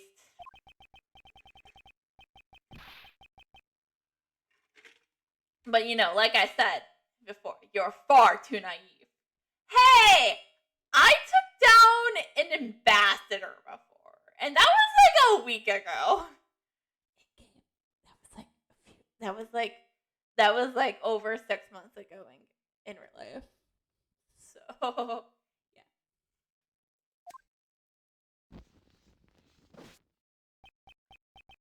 You have nothing, you know. There's no evidence that proves that I'm the culprit, you see. If by some chance you do have evidence, then why don't you present it already?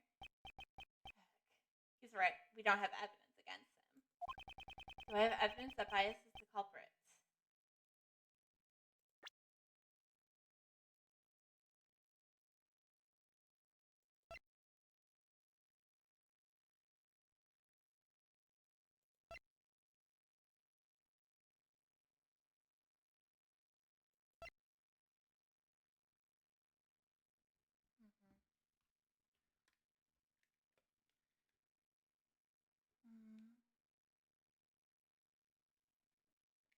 Well, we don't.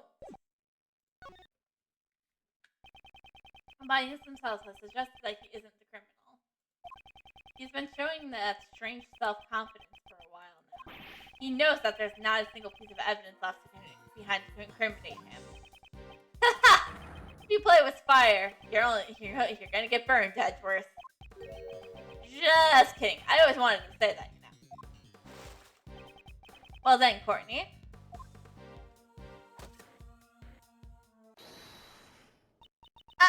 I reckon! I just remembered something too. What? But you also lost your memories? Nah, that ain't it. Something just popped into my head right now. Very well. Please tell us. Objection. Courtney, could you tell me what you are doing? Prosecutor Edgeworth will not give up until he has destroyed every last possibility. I am destroying every possibility, so that he will never oppose us again.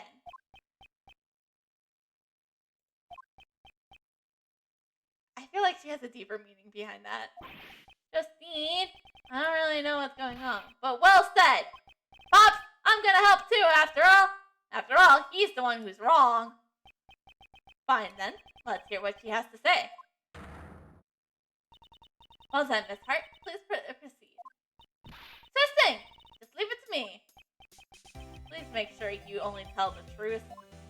Ain't that a matter of course. I'm a bona fide journalist of justice, you know? Somehow I feel uneasy. I do as well. Y'all saying the culprit was the conductor, right? That means that the victim was a customer. Now here's where it might get strange, you see. There were 11 people at the auction. When the auction continued after the incident, I went straight over and snuck a peek down below. You don't mean. That's exactly what I mean. All 11 people were still there, present and accounted for. What? Are you sure about that? I'm sure. I saw it with my own two eyes. So it started with 11 people, and there were still 11 people after the murder? Was it a ghost? You know, Sebastian, normally a prosecutor would call that a contradiction, you know. were there really no changes in the auction at all? Really, I'm telling ya. The auction just went on like normal. But there was just one itty bitty thing though. What is it? You know those hammers you always see in the auction? Just like the one that Lady is using over there. An auction gavel, perhaps? Yep, that's the one. All of a sudden, I couldn't hear the sound no more. It's just been fading just away prior to it. The sound of the gavel. Does that have anything to do with the case?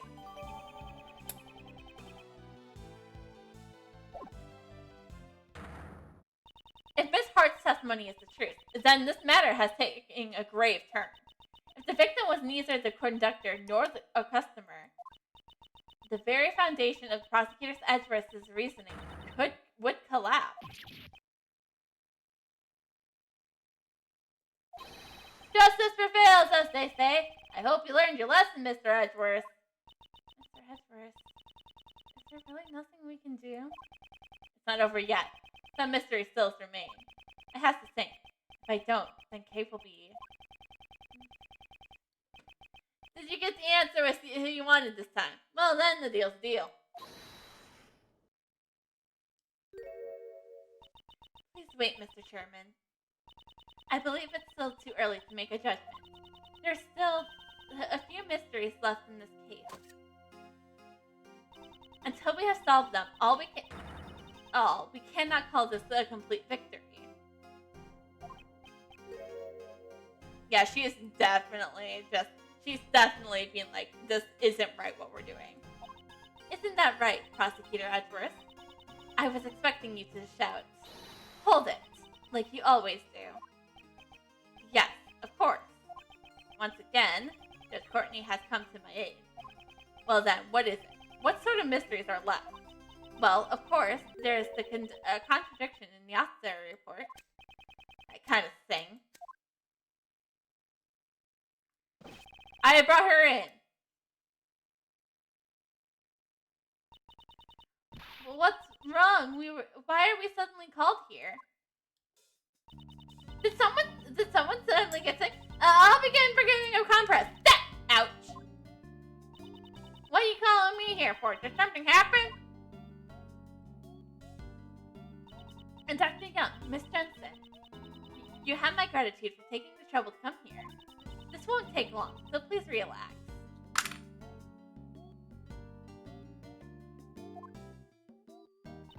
Tell me what in the blazes is going on. Haha, of course. We called you here because something came up.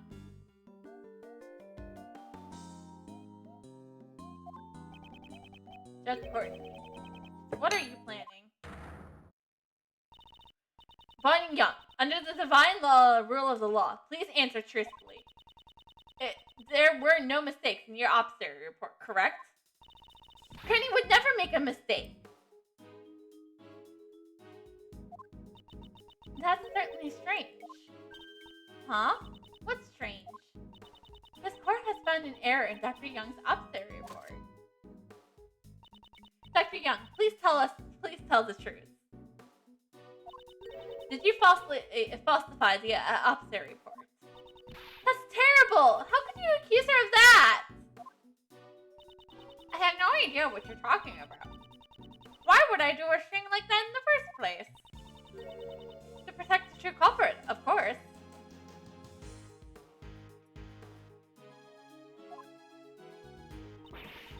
What you talking about? I would never do such a thing. How strange. In that case, why was there an error in the officer report everyone under?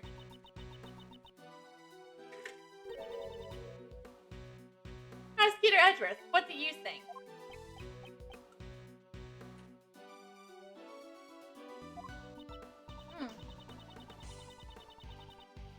I expected you to press into her statement like you normally do.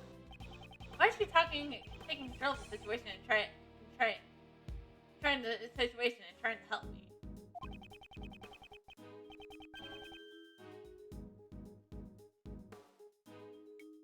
I don't know what her goal is, but I must play along. If the auxiliary report you gave to Sebastian has been authentic, then the error should not have been there. Wait a minute! I didn't do anything! That's what we'll figure out from this point on. Firstly, Dr. Young, I'd like to hear your testimony. Why would you want to hear her testimony? It would be pointless. I'll be the only one who decides whether or not it's pointless, not you. There are patients waiting for us.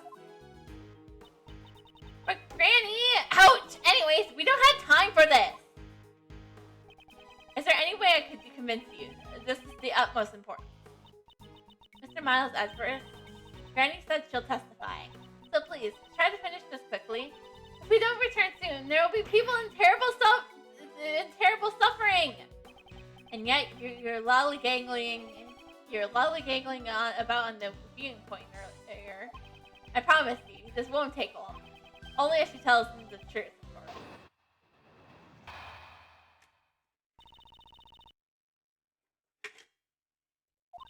There's no mistaking Granny's auxiliary reports. I've been working with her longer than you've been alive. There's no way I'd make a mistake in the writing in the auxiliary report. Ouch! I got nothing to gain from falsifying an auxiliary report. Is what she says, see? There's nothing strange at all. Yes, that's right, you know.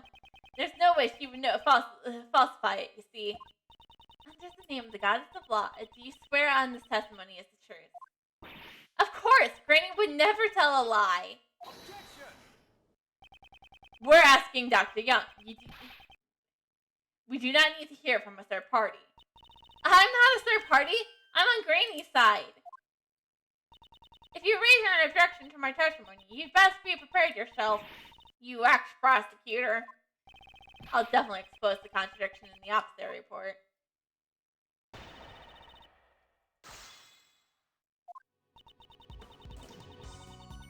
Hold it!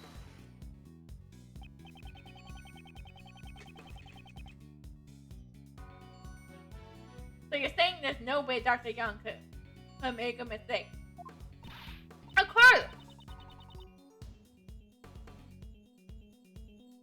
Doctors can't afford to make mistakes. This is the world where one missed a diagnosis can end a long career. I know that my granny, at least, would never. If I did something like that, you still think they let me run a hospital?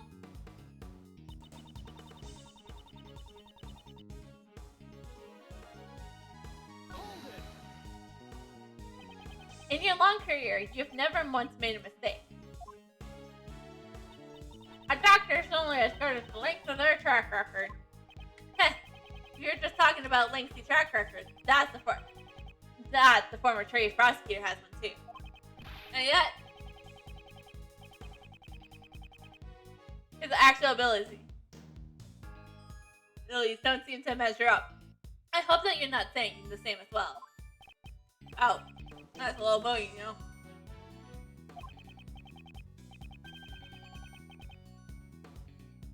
But you know, Ezra, I don't make mistakes either. Because see, before I can make a mistake, those around me will have already made it instead. You see, I don't have time for bad mistakes. It's quite amazing, you know. It must be karma. You know, you can't compare the chief prosecutor with her doctor. You really can't. There's no way I would make a mistake in the writing process report. Ow! The victim wore this raincoat after suffering the blow to the head, and yet there was not a single drop of blood on the front of the raincoat. Therefore, it's impossible for the head wound to have been post-mortem. Well, that's... Ouch! I don't need you to tell me that. That's what I wrote down from the very beginning. The auxiliary report says the head wound was post-mortem. That's completely different.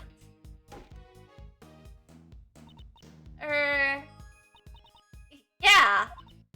I relayed to Karen to put down in the auxiliary report. After that, there might be beeswax. Relayed to Karen. Please elaborate on that.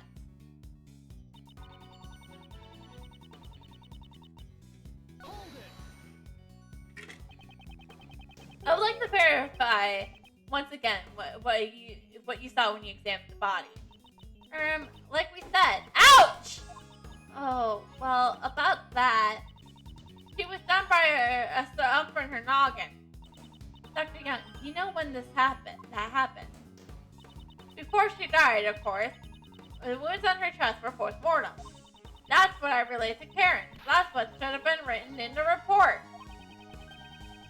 That's what you relayed to her, eh? I'm finally beginning to see the truth. I got nothing to gain from falsifying the report. Hold it. You may have nothing to gain, but how about your granddaughter? Me? There isn't anything I could gain. If Karen has something to gain, then that girl of yours might have something too. How dare you accuse my little girl who's never done harm to anyone? Yeah, aren't you ashamed of yourself? You should address those words to Bless instead of me. I swear that the observatory report wasn't falsified.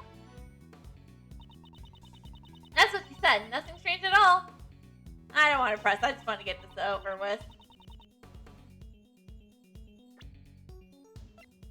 Objection. What?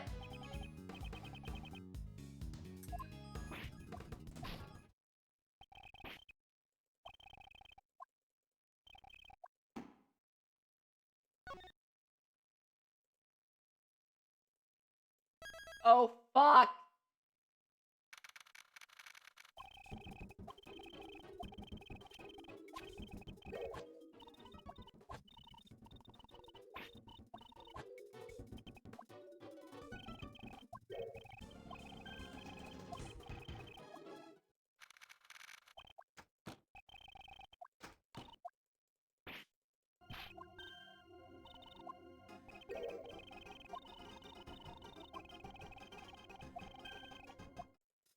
I should have saved.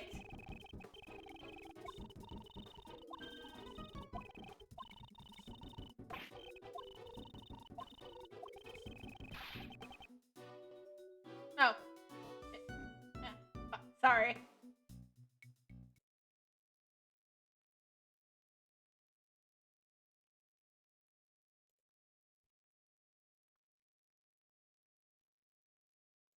Seeing if there's any way I could go faster.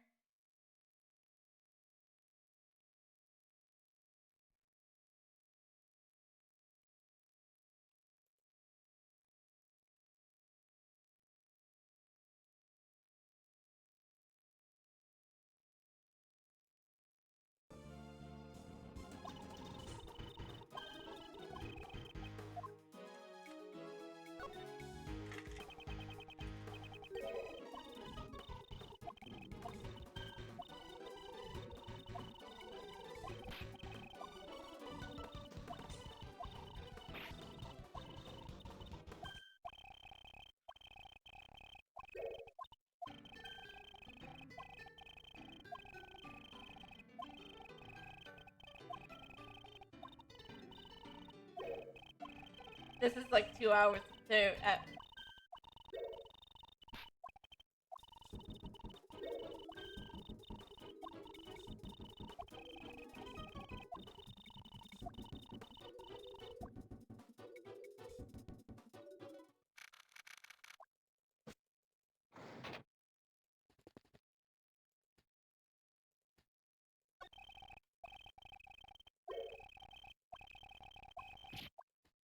Okay, so I do have to examine everything.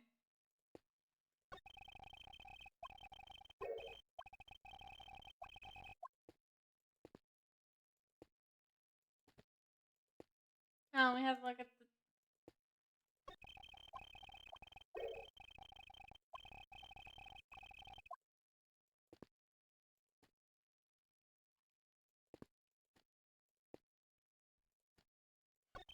Try to investigate.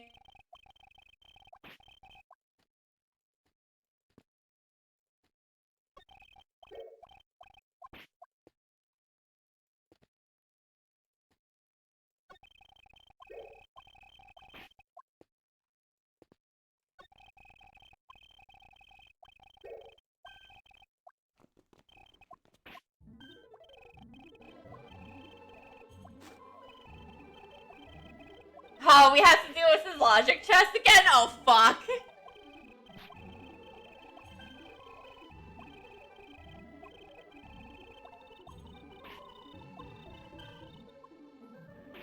Let's see if I can do this in fast forward.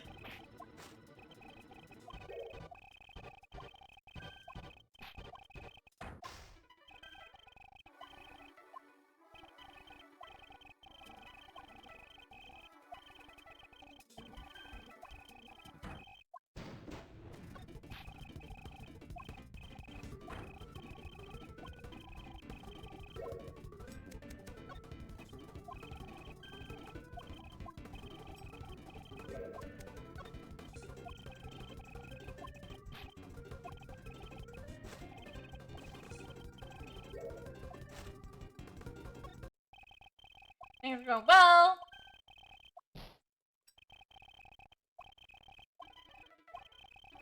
Oh god.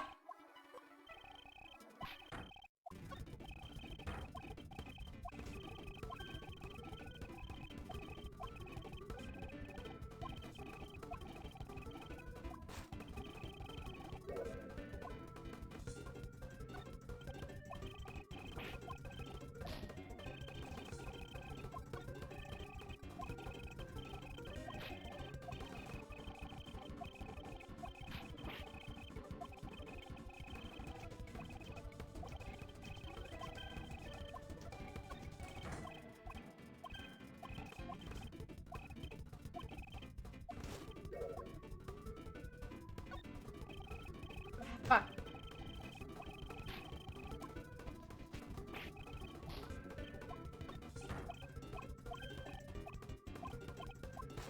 If anyone's wondering what's happening, I fucked up and I lost all my representation.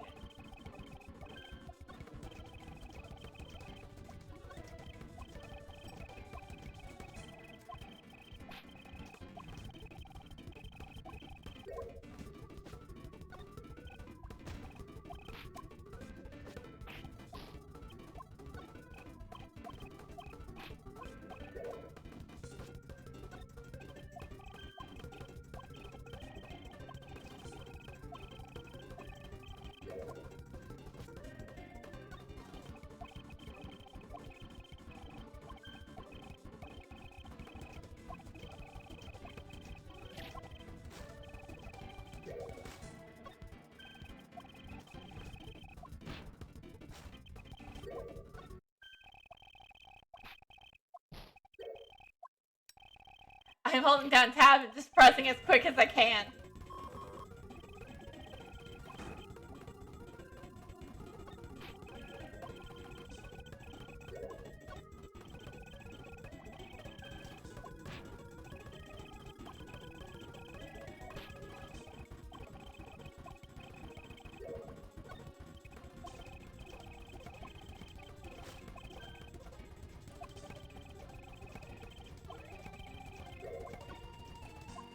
Fuck.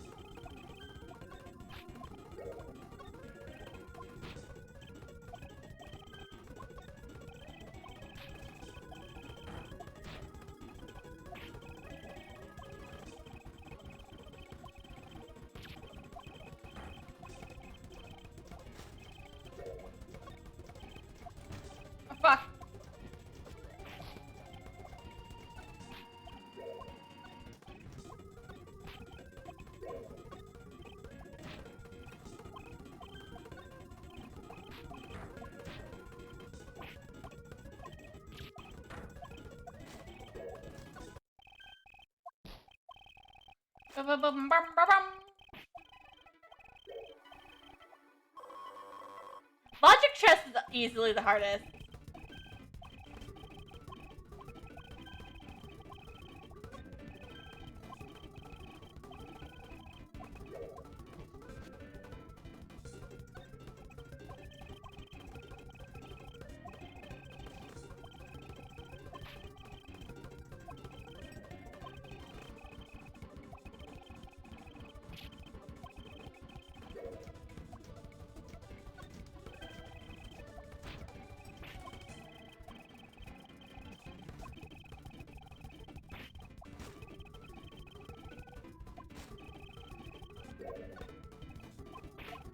Ah!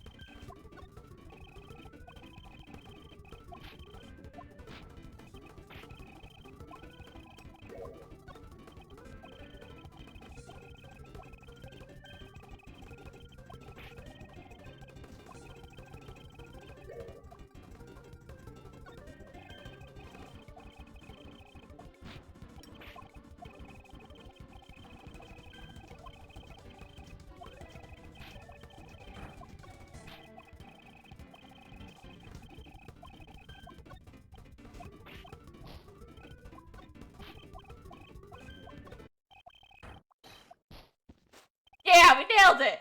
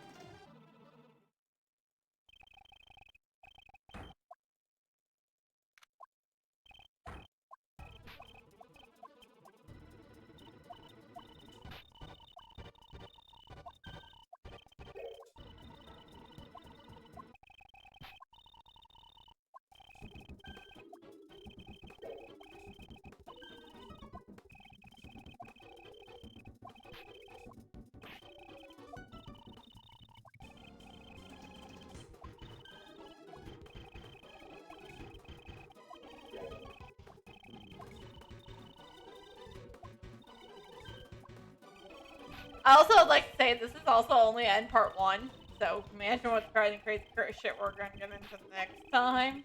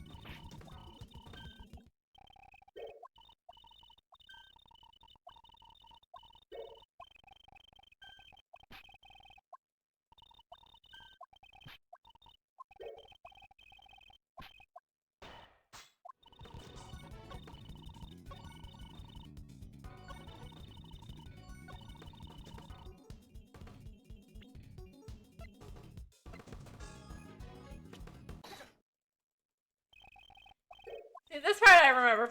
This stuff I remember well.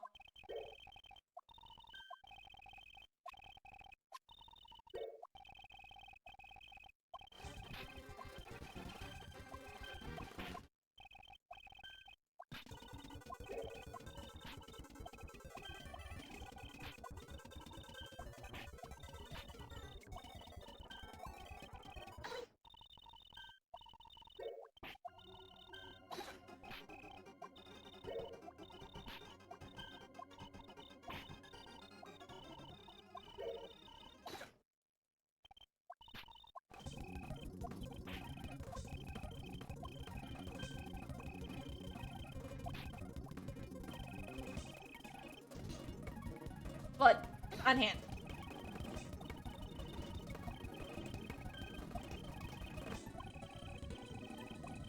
Yeah, it goes much faster when you don't have to press.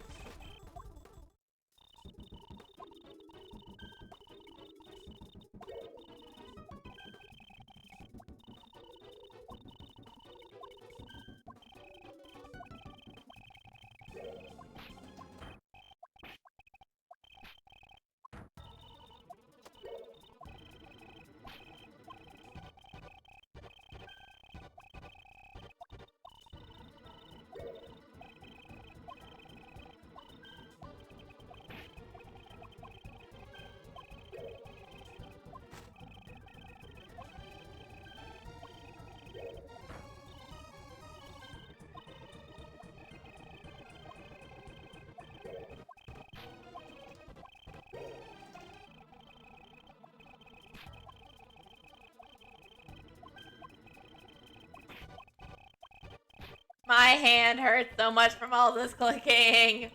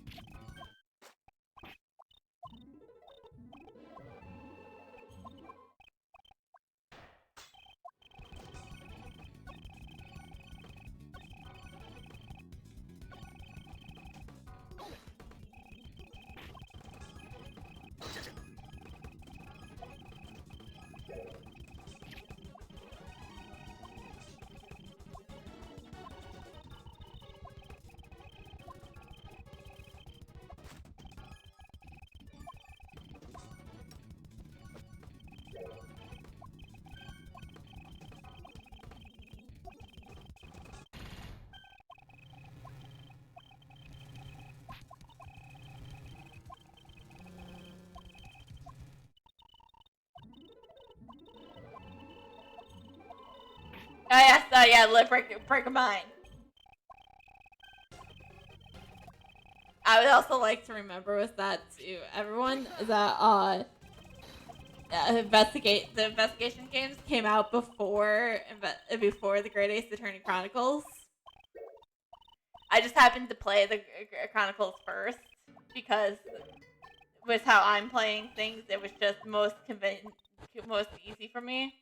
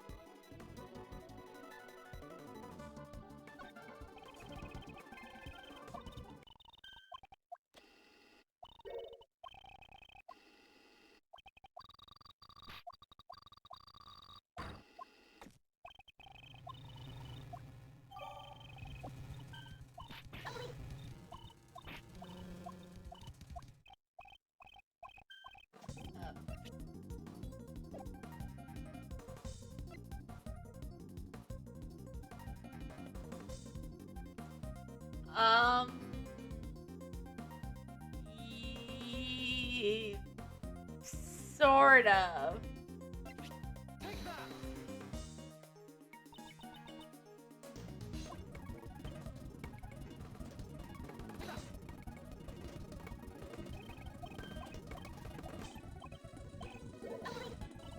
I didn't intend it to be a Genshin update waiting room.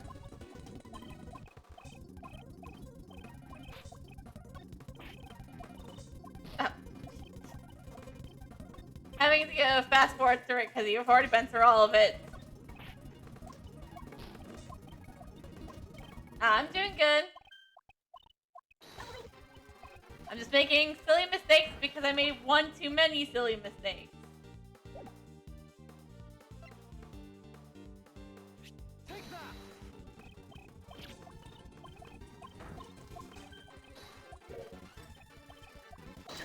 So I got through most of it and now it's like fast forward. It goes much faster when you know what you're doing. And you're not pressing on everything.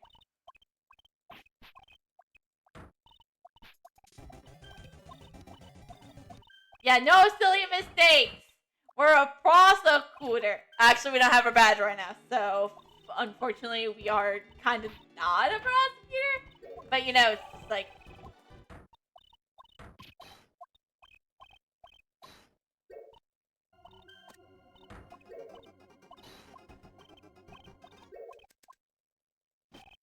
Okay.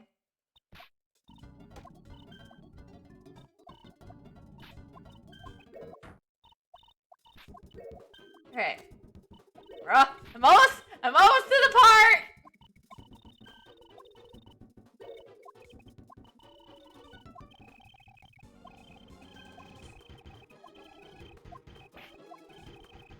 So much easier if there's an actual skip button. But no, it just has a fast forward through everything. It's really difficult doing the logic chess.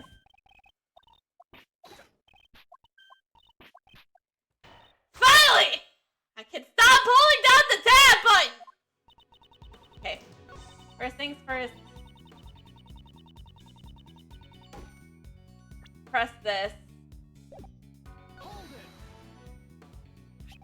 The victim wore this raincoat. No, this part.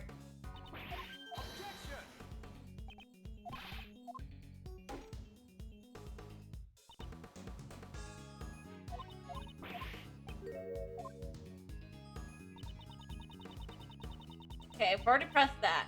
Now, I did do one silly mistake. I forgot to press this one because I thought I was right. But no, it was just the silly mistake that cost the whole past 20 minutes. Do you notice anything strange when you were performing the app theory? I wonder. Huh? What is it, Granny? A strange man came by. Who are you calling strange?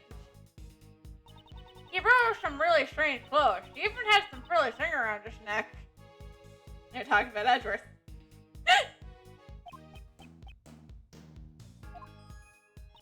In particular, you're about to get canned. You should have tried to run amok during my ops theory. I'm talking about you frilly red brute.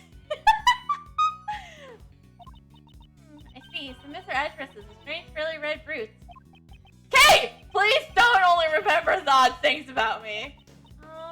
It doesn't look like Granny is lying. Miss Jensen is the one who's relaying Dr. Young's work.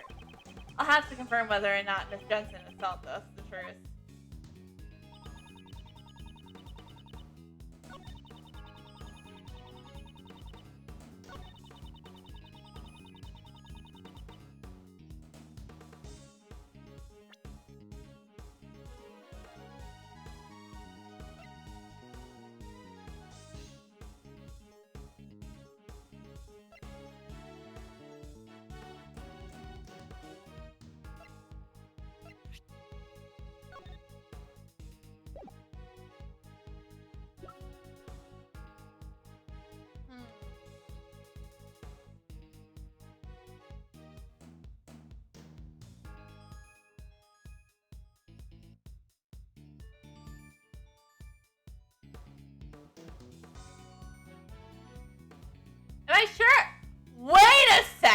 I remember now. No? Huh. That's weird when the music cut out. Dr. Young, please confirm what this hospital report says with your own eyes. Ah, I'll read it out for you. Ouch!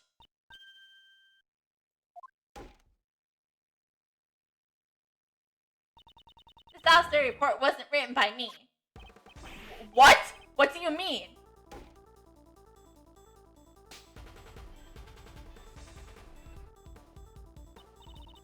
I don't know.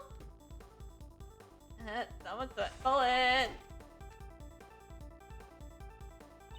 But Granny, I can't say that. Miss Jensen, if you're trying to keep the truth from the dark, then in the place of the goddess of law, I shall hear your confession. Judge Courtney is talking with Dr. Young in private. What? Is that true? Understood. I shall convey your words to everyone else, Dr. Young. I properly relayed the opposite report orderly to that child. It seems my granddaughter must have mucked it up when she was writing it down. Wow, she mimicked her voice perfectly. Whoops! Should have done it. There was no need for her to go that far, though. That's why In other words, the contents of the opposite report has been falsified. By your hands, Miss Jensen. With that, we have proven that the wound on her head came first, followed by her chest wound. Miss Jensen, why did you falsify the opposite report? Hold on a second. She never said she falsified it, you know. She just made a teeny tiny mistake when she wrote it down. This is Ace Attorney. There is no need for silly mistakes! You're the chairman of the PIC, should know better, and a former chief prosecutor at that. But of course, you're the murderer after all. And the conductor of the black market. I figured that out about like 2.5 hours ago. Post-mortem and antemortem. Sounds kind of familiar now. No, not really. They are complete opposites. That's the very definition of falsification. Miss Jensen, why would you lie? Hey, ouch! I wanted you to tell me the truth. That's why you would do something like that. Granny, but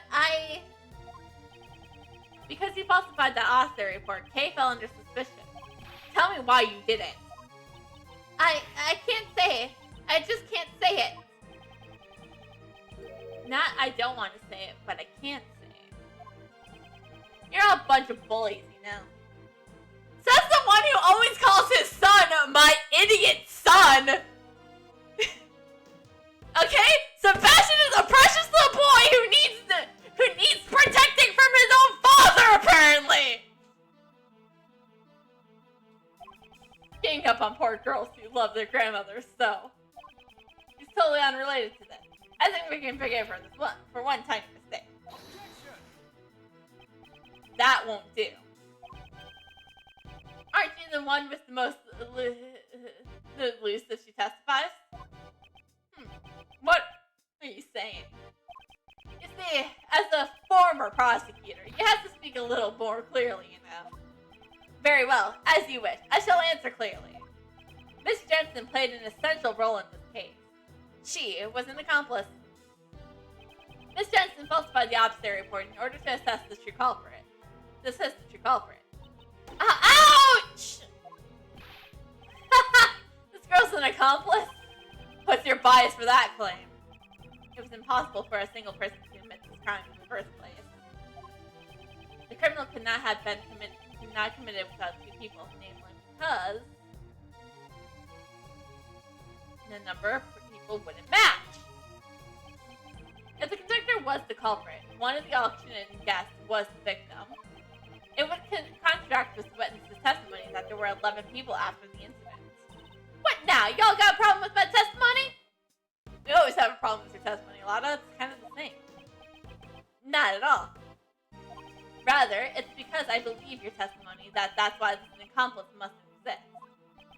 So, you still won't admit that your reasoning is wrong. Up until now, we had had not even considered the possibility of an accomplice. However, if there had been an accomplice, that changes the story completely. If the accomplice took the murderer's auction's guest place, then the number of people remains 11. Oh, I see now. That's what you were thinking. But you know, when had that been quickly discovered?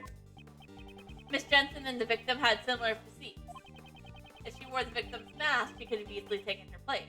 Miss Jensen, did you switch places with the victim? I wouldn't. Who was the conductor? In other words, tell me who was the true culprit. I can't. I mean, that would cause trouble for Granny. Ouch! But Granny, I will accept whatever wrongs you may have done. Just tell me everything.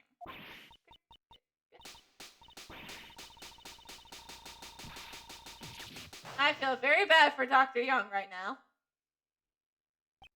As I saw it appears that you really were the accomplice. Miss Jensen, why? Miss Jensen... That's why they were able to find Kay. Because she was the accomplice. Yes. It's okay, Granny. I'm fine now. I switched places with the victim, Miss Crane. So you admit to being the conductor's accomplice? Yes, I helped out the conductor.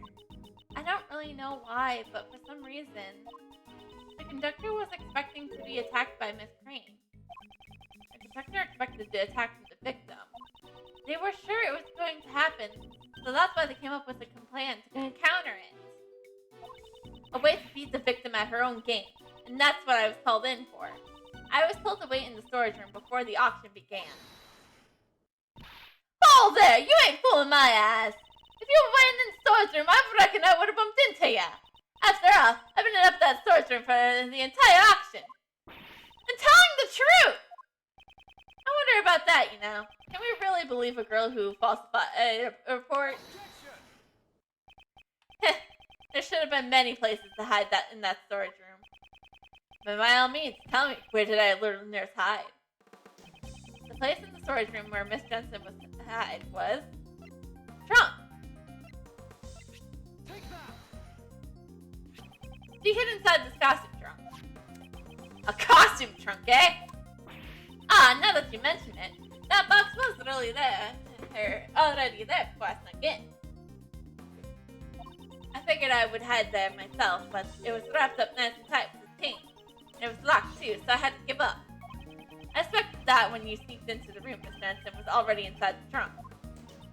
Yes, it would have been bad if one of the guests from the auction had opened the lid. After instructing me to hide inside, the conductor wrapped the chain around the costume trunk.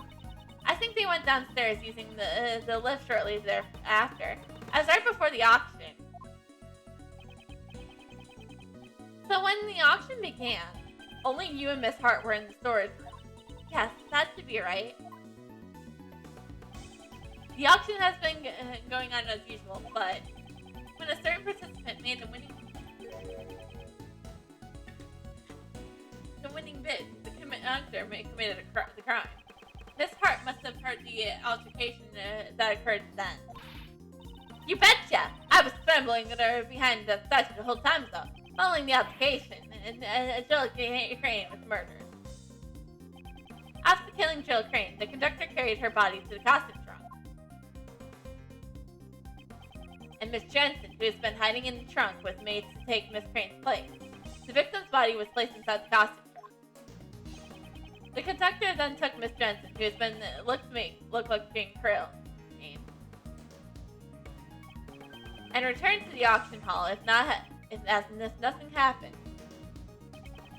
Was this mostly what happened in the storage room during the incident? Yes, that's right. Following the old Cicero was one of the auction guests. Is that impossible? That gal and the murder victim were two completely different people, you know. Don't you reckon one of the other participants would have noticed the cause of ruckus? No, not at all. The reason they did not notice the switch was because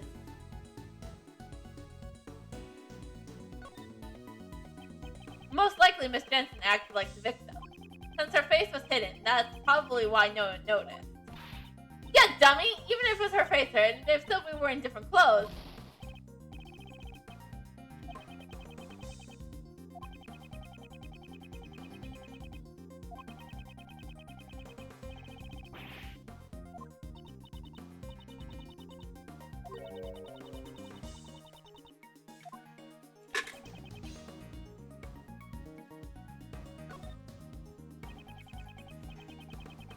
From what I can tell, Miss Jensen and the victim appear to have similar physiques. Furthermore, there was a rule requiring the mask to be worn during the act.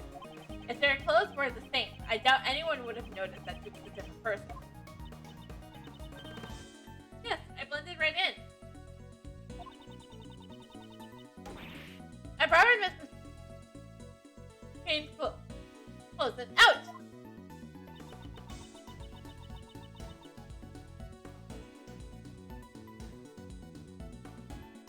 You mustn't embarrass the dead like that. I know. I also thought it was pretty heartless to leave her exposed like that. So when the conductor wasn't looking, I covered her up in that raincoat that was up for the auction. So she was the one who put the red raincoat on the victim. And then the auction resumed as if nothing happened. I reckon I took a picture of her in the red raincoat after that. That would make all the facts line up. After I took the photo, I went over to the lift to sneak a peek down below. I witnessed the 11 participants, then I hightailed back to the statue. Don't tell me, you were hiding it there the entire time until we found you. Nah, that's how I should put it. What is it? Did something happen? I didn't mention it before, but after I might have dozed off a little. To be more precise, I fainted. Well, something like that. Something did happen. I mean, it ain't no big deal. Kind of embarrassing to say, though. There was this huge thump, and then all of a sudden, I was a little surprised by that. It was right after I just witnessed the murder, so I was taken out in my boots. I sort of tightened up, so I was off to La La Land. When I woke up, it was already the next day. Around the time you all came by the storage room. I see, so there was a large sound. Miss Hart, I take it you do not know what transpired in the storage room beyond this point. I guess, but after the auction, all the masks were properly returned. So I reckon the participants have access to the storage room, just like I done said. Miss Jensen, what were your actions after the action resumed? I took the victim's place and participated in the auction. The conductor instructed me to win the bid for the costume trunk, because the body was inside it. It would have been bad if another auction wouldn't bid for it. You didn't realize the box was empty. No, we only found out when I came up to the storage room to pay the bill. And another girl collapsed in front of the ladder. Hey. Yes, she probably fell down from the roof and lost consciousness. Maybe the victim left the hatch open when she went up to the rooftop. I understand now. Kay was surprised at seeing the collapsed victim and did not notice the open hatch. She must have missed her footing and fell down into the storage room. Miss Hart, I have determined the sound that made you faint. It was likely the sound of Kay falling onto the storage room floor. That might have been it, though I reckon it would be kind of pathetic to faint over something like that. When Miss Jensen found the unconscious Kay, Miss Hart was also unconscious behind the statue. The situation is becoming clearer to me. Miss Jensen, please continue your story. After I found Kay and the victim, I put them both in the trunk. If the customers at the auction found out, there would have been a huge commotion. Was this another order from the conductor as well? Yes, it was. But since I secretly decided to put the raincoat on Miss Crane, I had to dispose of the raincoat without the conductor noticing. Heh, so the conductor didn't anticipate the raincoat becoming another piece of evidence. And finally, we dressed Miss Kane in a spare conductor's outfit. I see. So in doing so, you made the victim appear as if she was the conductor. In the end, the auction ended without anyone noticing anything. Miss Jensen, your crimes have become clear. If you know anything else, please still hold nothing back. I want to help more, but that's all I know. If I had to say, there's just one last thing that bothers me. When I took Miss Crane's place, I borrowed her clothes. But there was no way for me to borrow her hair. Ouch! What kind of coroner is their assistant goes around stealing the corpse's hair? I would think that robbing the deceased of their clothes would be questionable enough. Both the color and the length of our hair is different, so I was worried about how to disguise it. However, the conductor even had a wig prepared for me. In fact, he had two of them. Inside the costume trunk, there was both a straight wig and a wavy wig. Two wigs. Why were there two? Who knows? Maybe it was a precaution in case the victim had changed their hairstyle. I ended up using the straight wig to match Miss Crane's hair. That means the wavy wig was left unused. So where is that wig? Is that really all you know? Yes. Yep, that's really all I know. That means you don't know who the conductor is. I'm sorry. I only knew that the person as the auction conductor. I never saw the person without a mask on. The conductor seems to be on guard towards everybody. At this rate. Ezra, is that really all you got? Even if that little nurse is an accomplice, it changes absolutely nothing, you know. Well, she just confessed. I think we just proved Kay's innocence. Job accomplished.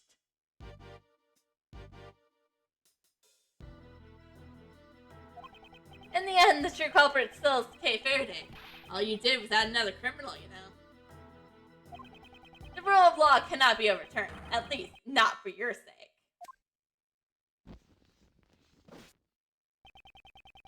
Is this as far as I go? Am I unable to save Kay? Objection! I was about to say who's going to yell it. Thanks. Francesca, why are you here? Didn't I tell you, Miles Edgeworth? Whether there's a case, I will follow. And Prosecutor Von Karma, your hard work is most appreciated. However, don't get the wrong idea. I only came here to find out the truth behind what happened to Kay Faraday. I don't plan on forgiving you for abandoning the prosecutor's path. I understand. You should thank your former subordinates. He gave me some valuable information which may save Kay Faraday. Detective Gumshoe did. Listen well, Miles Edgeworth. This will be the final piece of evidence. Jane Krill suffered the wound on her head first. Francesca, we figured that out like 20 minutes ago.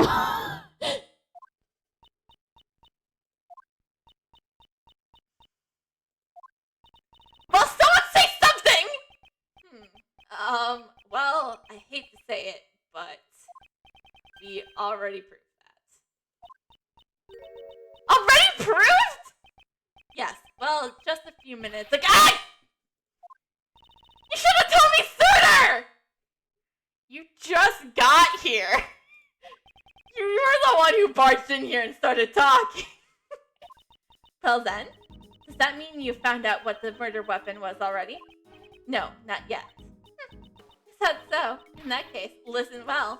The victim was struck on the head with a blunt cylindrical object. The wound on her chest was suffered post-mortem. A cylindrical murder weapon. What do we got here? What do we got here? We got nothing in the evidence!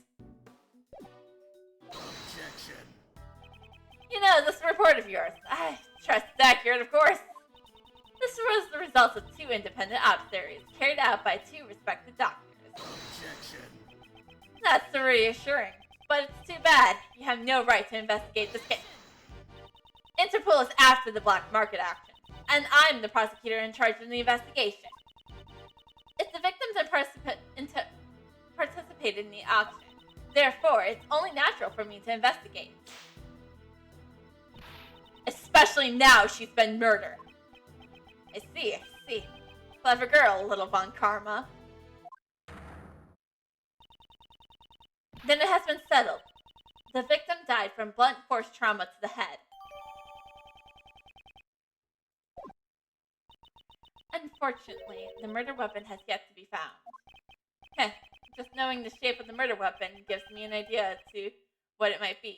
Hey! In my investigation, we didn't find any other murder weapons, you know! If you consider the conductor's possessions in the crime scene, the answer should be clear. The blunt cylinder object used in the auction hall was... an auction gavel! It was something that the conductor had in their hand during the auction. Namely, an auction gavel. An auction gavel? We didn't find anything like that! And the culprit... If the culprit's conductor, it's possible that the gavel may be the murder weapon. However, that alone is not a reason enough, wouldn't you agree? Of course, I have proof to back it up.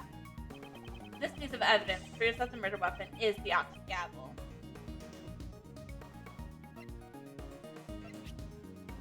Do we always just... do we do...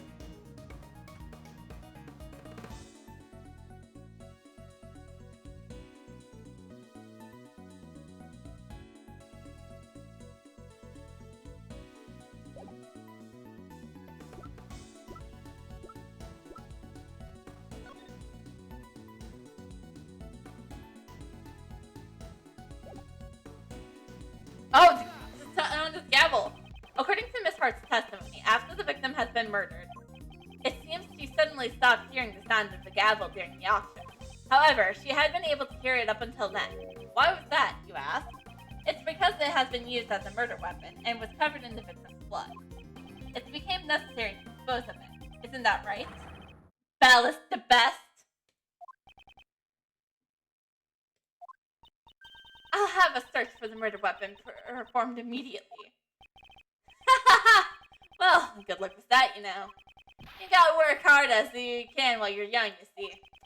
Completely confident that we won't find it.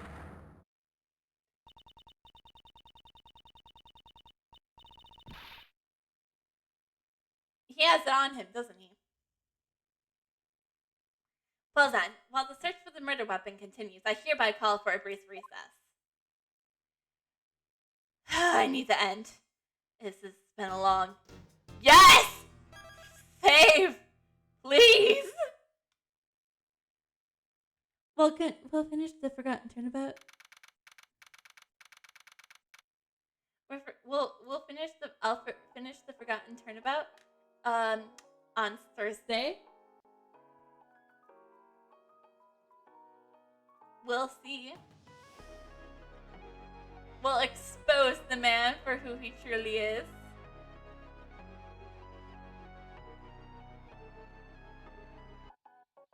So anyways, like I said, that's all from me tonight. Hydrate. Oh.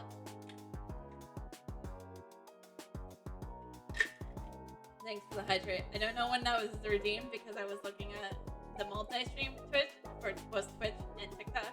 Hello Twitch. Hello TikTok. But this is farewell. So, I'm here to be like,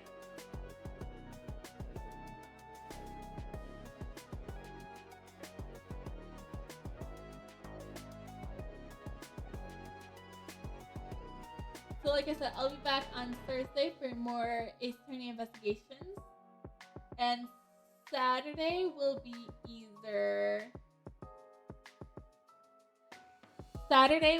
either more art or a collab. I haven't really decided or really have started to put things together.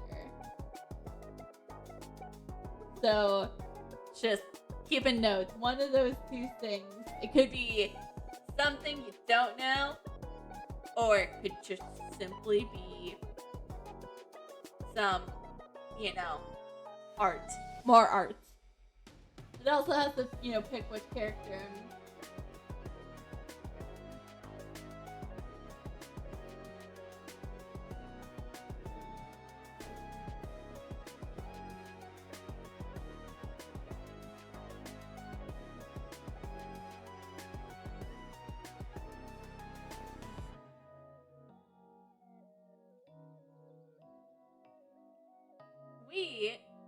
for now.